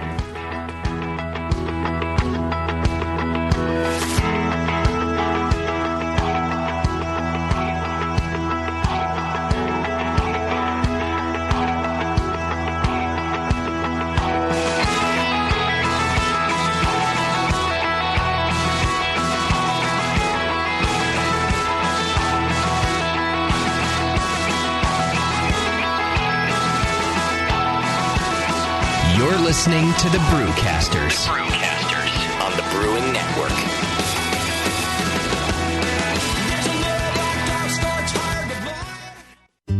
The National Homebrew Conference is coming up this summer, and More Beer wants to send you. To celebrate 20 years of serving homebrewers, More Beer is giving away 2 full pass registrations to the 2015 National Homebrew Conference, June 10th through 13th. That's right, 2 full passes, full access to all the presentations, club night, and pro brewers night, 2 seats to the grand banquet and awards ceremony, 2 one-year membership gift cards to the American Homebrewers Association, 4-night stay at the beautiful Town and Country Resort, round-trip airfare to and from the San Diego airport, 2 VIP passes to the Brewing Network's own anniversary party, a $250 prepaid Visa gift card for food and your other expenses, and dinner with the More Beer crew. Visit morebeer.com for all the details, and to enter, you can enter once a day through April 15th, and the winner will be drawn on April 25th. If you've already purchased your registration to the event and seats to the grand banquet, those fees can be refunded. Enter today at morebeer.com. Tonight is the night. We bring the creature to life, Dr. Blickmanstein? Yes, J.P. Gore. Everything is perfect for my next fermented creation. My daughter, the storm is too far away. We'll never have enough power to isomerize the creature's alpha acid. Yes, J.P. Gore, we will. For I have in my possession the Tower of Power. Blickman's new Tower of Power is the evolution of automation. Control hot liquor, sparge, and mash temps like a pro. The Tower of Power is a high-quality gas-fired rim system that works with your current brewing setup. With ultra precision, the tower can hold your mash to 1/2 of a degree Fahrenheit. Precision and repeatability. The Tower of Power is the answer to automatic, fast ramp times. See more at BlickmanEngineering.com. Bring your next creation to life with the Tower of Power. Dr. Blickmanstein, with the Tower of Power, you can probably give me an afternoon at the pub to enjoy a pint. Don't be silly, J.P. Gore. We have beer to brew.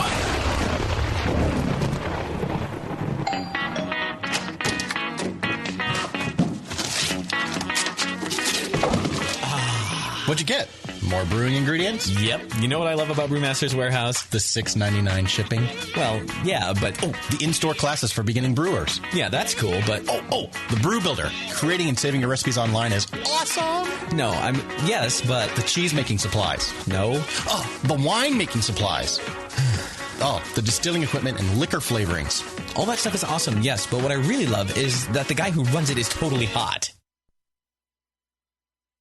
And that Brew Builder software is awesome. Oh, yeah. Brewmaster's Warehouse brings you flat rate shipping on great equipment and ingredients to make beer, wine, cheese, and spirits at brewmasterswarehouse.com. And if you're in Georgia, stop by Brewmaster's Warehouse Monday through Saturday from 10 to 6. Visit brewmasterswarehouse.com today because it's totally hot. Oh, yeah.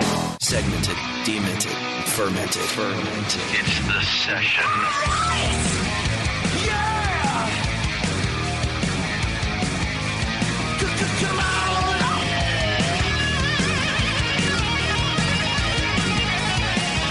You can say that. All right, hey, welcome back to The Session. We just got a couple of things left to do here on the program. On a wonderful Monday night here in Concord, California, where the weather is nice and the homeless people are also nice. Except for that one guy in the park. He was nice. He just was drunk in public or something. I don't know. Just he was to still come nice. to the baton. We have some great police here, too. One of them's super hot, too. We have a hot... Yeah, the blonde Ooh, one? a hot cop? She's hot. So kind of like every now and then I'm like, oh hi. I don't want to say her name because I don't want to get any picture. I'm always like, hey, hi, Hi, officer. hi, officer. Just remember me from the hop grenade over there. Just anytime you want to come by. Can I touch your gun? Can I? You look great. That's a nice uniform you're wearing. Have you become more likely to report tase something? me. More likely to report something so that way she comes out. I report you every Monday. I'm like, there's a homeless guy in our. You'll recognize him right away. You'll know who he is. He's the only guy here that looks more homeless than I do. It's him. She never comes though. She knows I've cried wolf too many times. She's a good-looking cop though. She is. Was she like what?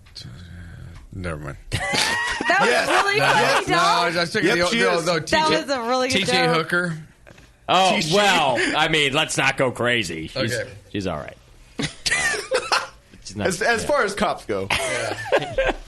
All right. Hey, real quick, don't forget that our good friends White Labs, they hold yeast classes all the time. You can learn from the best at White Labs, both with online courses and on location. And the Craft Brewers Conference is coming up. It's in Portland this year. And White Labs is doing a yeast handling for brewers class there. Is it going to be at Sassy's? It will not be at Sassy's, I'm not unfortunately. I might have to talk to them a little bit about their... They can culture some good yeast there, probably.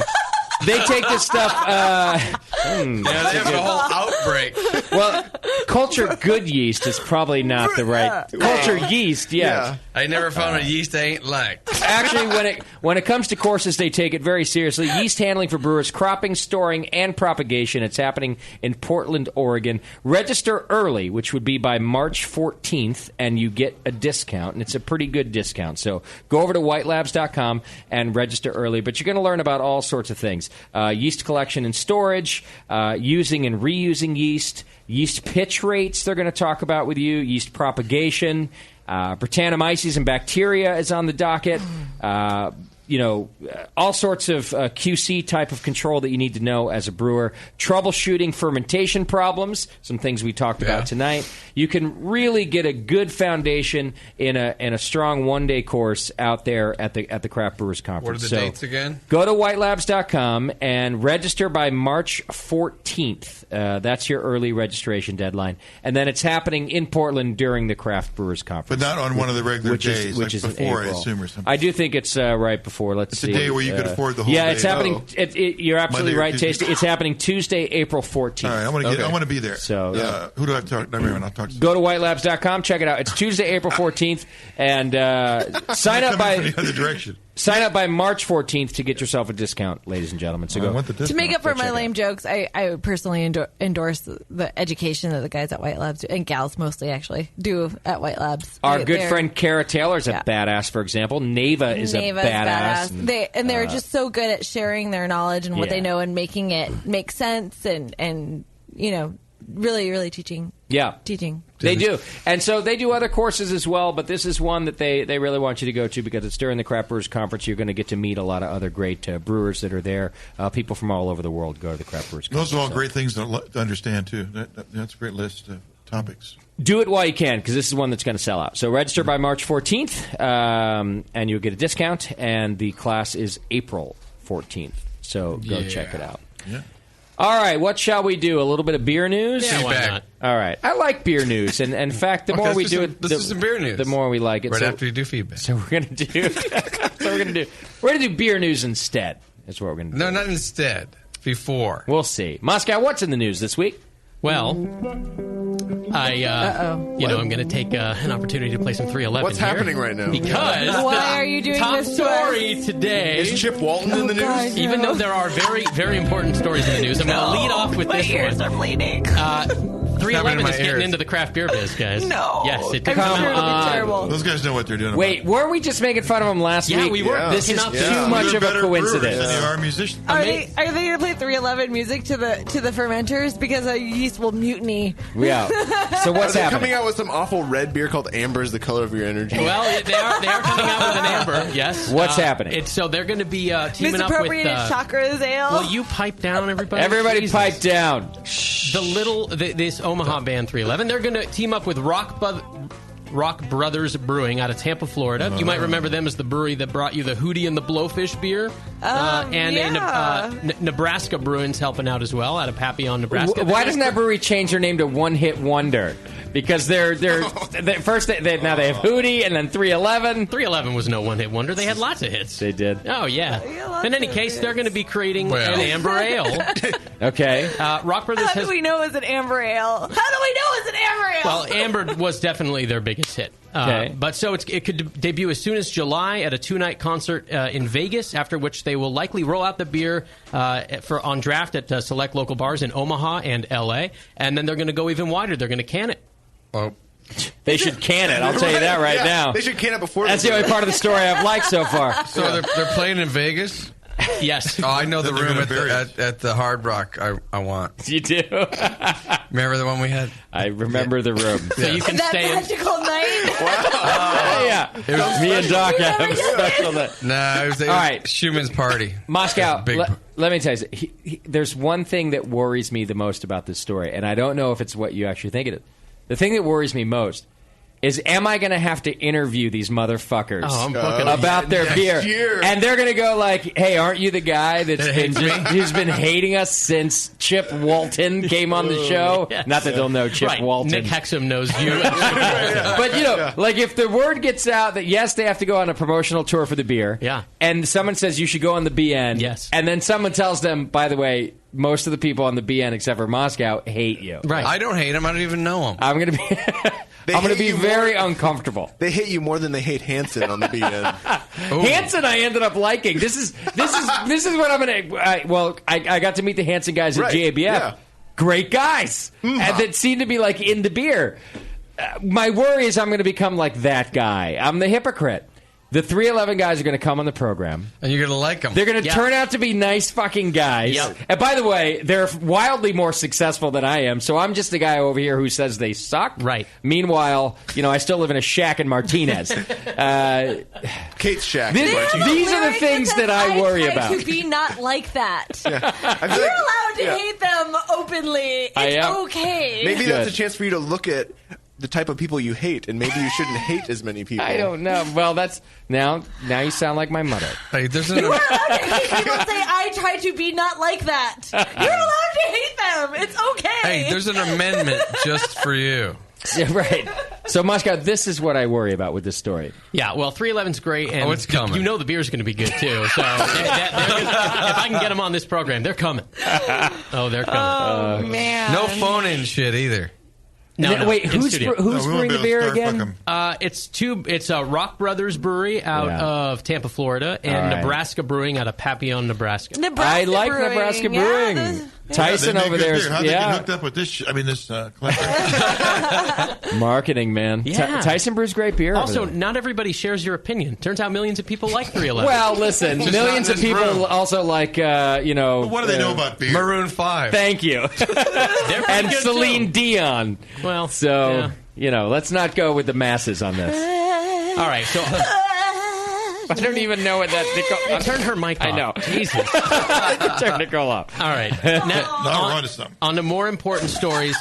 A lot of legislation stories here. Let's start with a couple of quick state ones. Craft brewers won a big victory last week when the House in Kentucky voted to force AB to sell two Kentucky distributorships it owns, and it's barring the company from buying more as well. The bill passed 67-31 after supporters narrowly defeated an amendment that sought to allow AB to keep its existing properties, including one in Louisville, employs about 170 people. House Speaker Greg Stumbo, who was the bill's sponsor, he made his case by Democrat?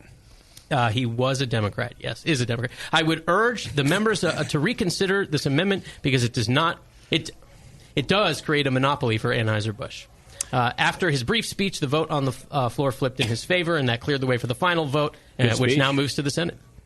I love it when a speech flips people's attitudes. So there's other distributor shit happening with Anheuser-Busch, too. This is interesting as well. But, the 10-barrel situation in Oregon came up recently. Anheuser-Busch bought 10-barrel.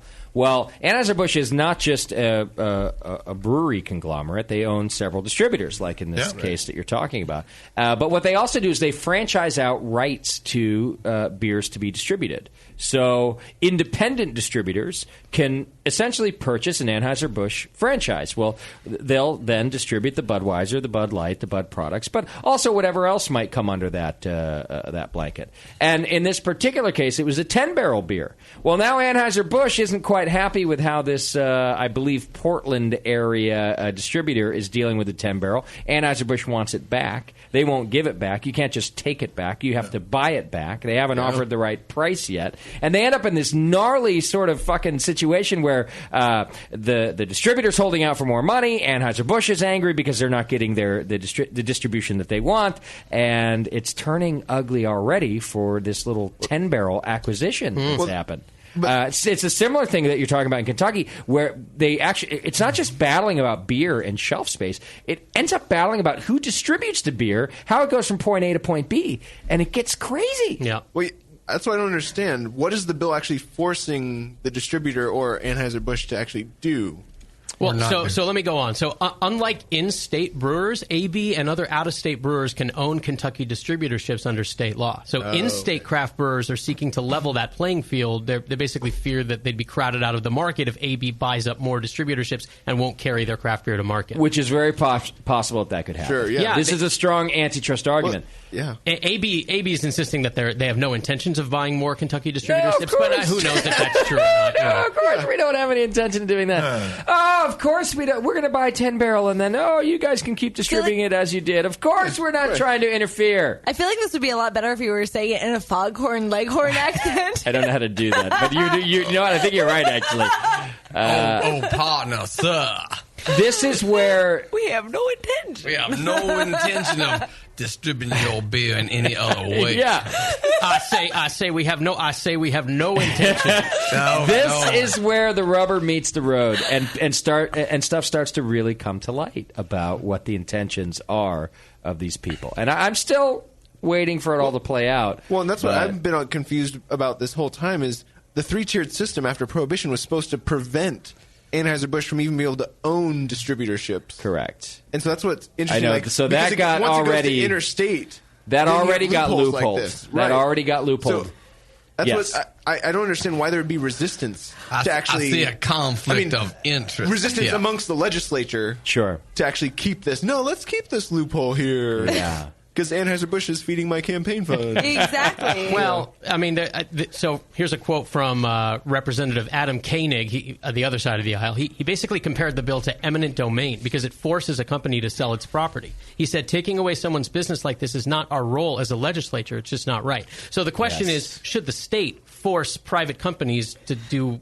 what the state wants? Absolutely not. Should the private company have had that property in the first place? That's the illegal part. Well, that's still state law that dictated whether they should or shouldn't do that. At the time, it was legal. But if that's federally illegal, then... when I say the state, I just mean the government. Yeah. But if it's determined that was illegal when they did it, well, then too bad. I mean, that's the risk of doing business that way. That would be That's my correct. opinion. However, I think that they decided it was, somewhere along the line, they decided it wasn't illegal. No, because so now it's what okay. I like about this It's the money.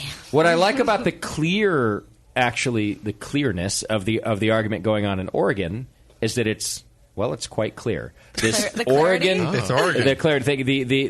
This distributor in Oregon was clearly given the franchise rights to Anheuser-Busch and their products, and have this great craft beer portfolio on top of it. And now Anheuser-Busch wants it back, but the law clearly states if you want it back, you buy it back. And the other party has to agree to the purchase price. Yeah. It's a very cut and dry type of argument that's going on. Anheuser-Busch is even in some ways threatening, well, we'll pull the rights for you to distribute Anheuser-Busch. But the truth is, they can't. That would be illegal. Yeah, you can't do the that. The law says that they have franchised it all out. So you can take your beer out I've of been the to market. distributors that You have... can't- Nobody else can sell it. of course, but they wouldn't For like a exactly. year. But Anheuser-Busch isn't going to do that. No. So I'm loving actually the leverage that this smaller distributor holds by saying, just pay us for it then. Yeah. You want it back? right. Come on, buddy. Totally. Yeah. Pony up. He's like that Chinese guy in front of the It's tank. cut and dry. It's clear. Oh, yeah, He's like the Chinese guy in front of the tank. Yeah. It's a nice stand. Yeah. It makes good TV and good news, but yeah, it's gonna get. It's Beardy's leg holding his hand up to the fermenter, flowing with beer out, fighting all of that yeast that wants to come out. That's right. Couldn't you have used your beard as the gasket? Yeah, but then I'd be stuck there, just like with my hand holding the. Well, you wouldn't be dead. Top it off. Anyway, all right. Well, we'll see what happens when it goes to the Senate. So let's go from state to federal story. I've reported a little bit on this, but not in a while, about taxes per barrel. So there's now another battle brewing over this on Capitol Hill. Kraft is driving the fight, since we've got our own lobbyists now, who are in turn enlisting home district members of Congress to sponsor legislation cutting the excise tax on beer. So here's what's on the table. It's called the Small Brew Act. It's co-sponsored by Senator Susan Collins, who's a Republican from Maine, and Ben Cardin, who's a Democrat from Maryland. A little bipartisan action. Wait. Hold on. Across the aisle. There's some bipartisan action. Beer can do anything. Yeah, I'm still surprised that Moscow said Democrat with a straight face. Yeah, I had a little bile come up in my throat. Anyway, it would cut what they say is a burdensome tax on craft brewers who need it to invest in production facilities and hire more workers. The federal tax, which crazily was first levied on brewers in the 19th century as a way to pay for the Civil War. Once you start a tax, it never really goes away. Right. It's one of the hidden levies collected from producers and importers, but it's more or less reflected in the beer's retail price, of course. It applies to all brewers, but the craft industry wants to cut only for the craft industry cut these taxes. So big beer predictably opposes this legislation, and they have a competing bill in Congress. That says the opposite. Well, how about we cut it for everybody but the craft? Actually, no, it doesn't say the. So it's interesting because it's like that not in the a lot of opposite. countries. So a rep for Big Beer, the Beer Institute, which represents Miller Coors and Heineken and Constellation and AB. Sorry. He says they don't mind adjusting the tax rate down for craft. They just want to cut it across the board. So under the current excise tax structure, brewers who produce up to 2 million barrels per year pay $7 a barrel on the first 60,000 barrels, $18 a barrel on all barrels after that. This Small Brew Act offers a tiered system, so producers would pay only $3.50 on the first 60,000 barrels, and then $16 a barrel up to 2 million. Anything over that would be the normal $18 a barrel. To be eligible for the breaks, you'd have to produce 6 million barrels a year or fewer. The major producers like AB are obviously way over that, and then most craft is way under the 60,000, so you'd end up paying about $3.50 a barrel on your beer, which is this is the one that the Big Brewers put out? This is the Small Brew Act that Kraft is. So now the competing bill that Big Beer is championing, it's called the Fair Beer Act. Again, it's got bipartisan support. It makes all brewers eligible for breaks. It would completely eliminate the tax on the first 7,143 barrels. Weird number. And then it would charge $3.50 up to 60,000 barrels, $16 for 60,001 up to 2 million, and then $18 a barrel after that. So their legislation would extend tax cuts to importers as well. And the Beer Institute, the Big Beer reps, say 90% of small brewers would have their taxes wiped out altogether because they're under 7,100 and change. That's actually better than the first bill. Yeah, right? For the vast majority of craft producers, yes, it is way better. It's interesting. Yeah. I wonder what the catch is. Well, then the government doesn't get as much cash, and they tax you some other way. If you make over this would be one to follow. You own everyone who makes under 7,000. Yeah, exactly. That's what I was going to say. Yeah, you make sure that you own lots of breweries that have under that capacity. I got a pencil. I got to have a pencil over here. $7 a barrel is about 3 cents a pint. Okay. Who's complaining about paying that? I'm for it. Yeah.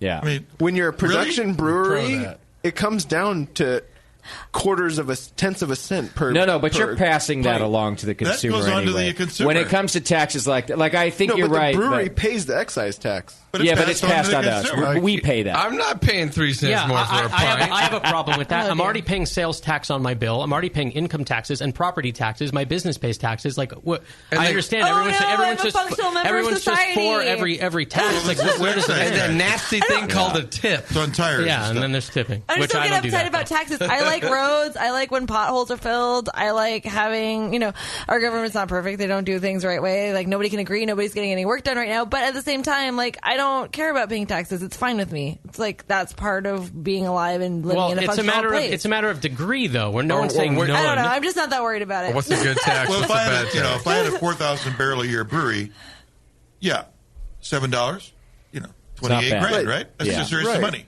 Yeah. But if that was instead $14,000, sure, I'd like that. But you got that much barrelage, you have a lot of money flowing. I don't see where that is the kind of money you're worried about. I like $7,000 firefighters and police officers and army guys. There's not a lot of money flowing anywhere in a brewery that's only making 7,000 barrels. Like, the cash flow is really tight still. I think we're missing one thing here. I'm very concerned that the counter bill sounds too good to be true. That's what I'm concerned about. Is that because the way you say it, Moscow? I'm like, just like Beardy. His first reaction was, well, shit, that sounds better, doesn't it? Right. And maybe it is. However, I'm conditioned to know what or to ask what's the catch. Oh, so right. This is something we got to watch. I think, Moscow. Keep reporting on this one because I definitely feel like both bills. This is what we have to deal with. We're going to pay taxes on beer. Alcohol, it's a sin tax. There's always been sin taxes. And frankly, craft beer probably has it easy, certainly in America. In Australia, the reason we were paying $15 a pint was because their sin taxes are enormous. Our sin taxes we think are enormous, but in relative to the rest of the world, they're not. No pun. Still worth watching because I love that these two have a counter argument and they both look pretty reasonable. Yeah, they do. So I would like to watch that. We'll do one more for us Californians, and this is a good one. California farmers markets might soon be serving craft beer. So currently you're allowed to sample wine as you browse, but beer vendors cannot offer the same. Really? Really. That would change under a bill that Assemblyman Mark Levine of San Rafael is proposing. Adam's brother. Who's that? Maroon 5 reference? It was a bad pop music reference. Here's Mr. Levine's quote. Statewide, craft brewing has really grown exponentially. We also have this awesome farmers market culture where the makers of a product get to meet the consumers of the product and they can build a relationship with one another. A bill that Governor Jerry Brown signed into law last year allows breweries to get licenses to sell their beer at farmers markets. This new proposed bill would extend the terms of those permits to allow tastings as long as the brewery is located in the same or an adjacent county as the market. Close enough. So close, yeah. I mean, shit here that works great. We would have Heretic at our farmers market. Yeah. We'd have Cali Craft at our farmers market. We'd have Black Diamond. We'd have a few. Exactly. So more booths at the farmers market, and maybe the customers wandering around get a little looser, spend a little more money, buy some more veggies. The problem is they're getting free beer out in the park. Why would they come in here and pay for beer? Yeah, that's what I was thinking too. Yeah, little samples. Just lube them up to come buy a couple pints. Yeah, or we have to lobby beer against over it. there. By the way, why is it always bipartisan? Why is it never multi-partisan? Because we only have two now. Because there's only two parties that matter. Right. Exactly. I mean, I knew the answer to that. I'm just sort of throwing it out there. Why is it never the multi-partisan? Green Party is behind this. Because even still, because there are multiple parties, but no one would ever even advertise this one's actually multi-partisan. This is supported by the Libertarian Party. Yeah, they'd be like, we don't want that. Yeah. All right, there you go. That's the news. All right. Well done, Moskowitz. Thanks for making us think a little bit on an otherwise thoughtless show. Why is your chair higher? Why is your chair higher now? Can you make that? Can you make that sound again? Why is your chair higher? Sure. Susie Q, who's on the telephone for me, and do I have to speak with them? You don't have to speak with them. He wants to speak with Doc. Uh-oh. His name is HH, and he's got a question. Oh, hey. This could go on forever. All right. HH is on the line and wants to talk to Doc. HH, where are you calling from? Texas. HH. He fell asleep in the meantime. No, he's not there. No, that's it. Oh. All right, good, because we got to go. Did I finish up? We got to do a little bit of Twitter game. Let me make sure also I took feedback. There is feedback. Feedback. No. Come on. Give me one. I didn't even read through it. I didn't. Let me look at it really quick. Damn. You want to look at it while Nicole's doing the Twitter game? But then he can't listen and read at the same time. Let me just take it. It's okay. It's fine. We can banter back and forth. I can sing some more Queen with David Bowie. No. Banter is sounding better and better. All right, yeah. Good call. Nicole, why don't you do our Twitter game? I'll take a brief peruse here. Okay, thank you. We had a tremendous outpouring. What was the game? For today's Twitter game. So again, today's Twitter game was... JP's down in Disneyland, and what did JP do to make a small child cry at Disneyland? Okay, we had so many that I can only read a fraction of them, so sorry if you didn't get a mention, but they were all great. Let's see here. So Steel Bottom says, consummate his marriage with Minnie Mouse. Matt Smith, in an all-too-real assessment, says, he will exhaustingly over-explain the history of the Haunted Mansion and scold you for not caring. Yep, that's probably already happened. Our own lovely Kim says, arrive. John Larson says, MIC, see you real soon. KEY, why? Because I hate you. BNAJP. Pretty. BNAJP. Get it? Yeah, I get it. Do you get it? Do you get it now? It's like that fucking funny. Now do you get it? Oh, now I get it. Well done, Tasty. I wish I did. Jason Yates says, start a fire on Small World. Okay. Chris Rogers says he will mindlessly spout off Disney trivia and plug the Ears Up podcast until a kid begs to be thrown in front of the mountain. Okay. Scamus1 says, push a child out of the way to take the last spot on the Dumbo ride. Let's see. Wayne Perry says, exist. That's like arrive. Yeah, it's a little bit. Addison Babcock says, drunken piss on Mickey Mouse. Baru says he'll serenade those in line to see Anna and Elsa with its own version of Let It Go titled Boner Chicken. Did you weed these out or just do every response? A little bit. Okay. Mostly just reading. HH says, standing at the head of the line and telling children, Mickey said he doesn't want to see you. Mm-hmm. Let's see. It's Giggle says, give them measles. Chris R says, he will cut to the front of the line at Small World and say he deserves it because he had cancer. All right, that's not. I can't take anymore. Wait, Pick a winner. There's one more you have to hear. Right. Haunted Mansion. And that is from your own The Good Hop, and it's up here. And they said, tell one of them to suck a dick. You suck a dick. Okay. Nicole, who do you want to be our winner? Oh, man. The second one was the best one. Haunted Mansion. Yeah, it has to be. Read it again. What was it? There's a long list. Let me get back down there. It says, Nat Smith says, he will exhaustively over-explain the history of the Haunted Mansion and scold you for not caring. That's our winner. All right, well done. And thanks for playing our Twitter game. Send an email to bevo@thebrewingnetwork.com. That's BEEVO @thebrewingnetwork.com. She will send you a prize. Thank you, Nicole, for fulfilling our Twitter game requirement for the evening. All right, Doc, I'll tell you what. I'm going to do 2 feedbacks for you. Oh, wow, multiple. Yay. Here we go. Mike writes in, I like hearing more Doc lately. Love the show. Right. Anyone ever get out to New Jersey? Would love to brew up or meet with you guys. Regards from Mike. So There you go. Yeah. Very I do get back east. I tend to avoid New Jersey. We need to know what exit. Yeah, that's right. All right, and then how about our spam of the week, which appears kind of long. Let me browse through it. Hello, your radio program was referred to us for potential inclusion on the radio network. Speak Up Talk Radio Network. We feel that your show would be a welcome addition, so our team would like to invite you to share your podcast on the network. This doesn't sound like spam. It's an easy way to repurpose all of your previous work and get additional play. In other words, you did all the work, and then we'll play it on our thing. Yeah. And we'll repurpose it. It still might not be spam. It seems like they spammy to me. sent it This is your chance to sell out. Wait, here we go. Now these are lines that I always Talk appreciate money when radio people talk. As a nationally syndicated radio host myself, I know how important it is to get your program on as many different venues as possible. All right. First of all, what that means is that he aired one time in Arizona and then another time in Nebraska, and that was it. It was 5 seconds, and in each segment, he's a national radio. Yeah, you think host. nationally syndicated hosted around typing up emails to people? Yeah. No.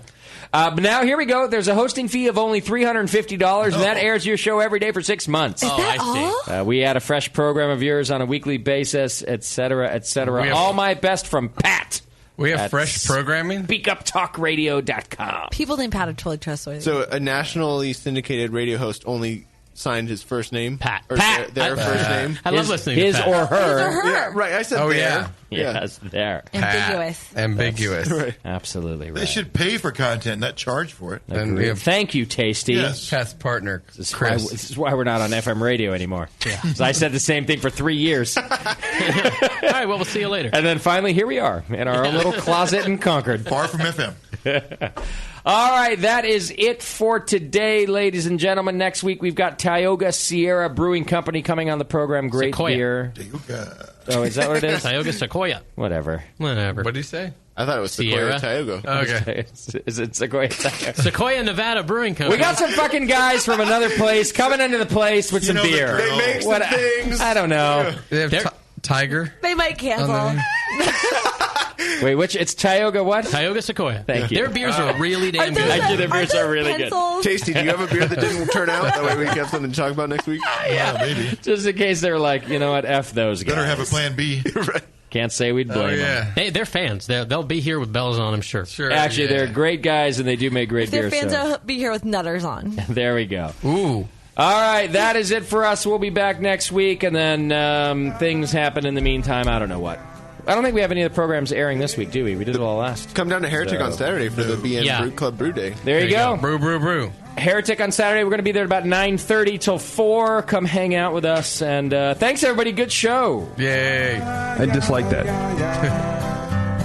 JP's an asshole. Sometimes he's real funny. We laugh at his wit. The young just wishes he could brew worth a shit.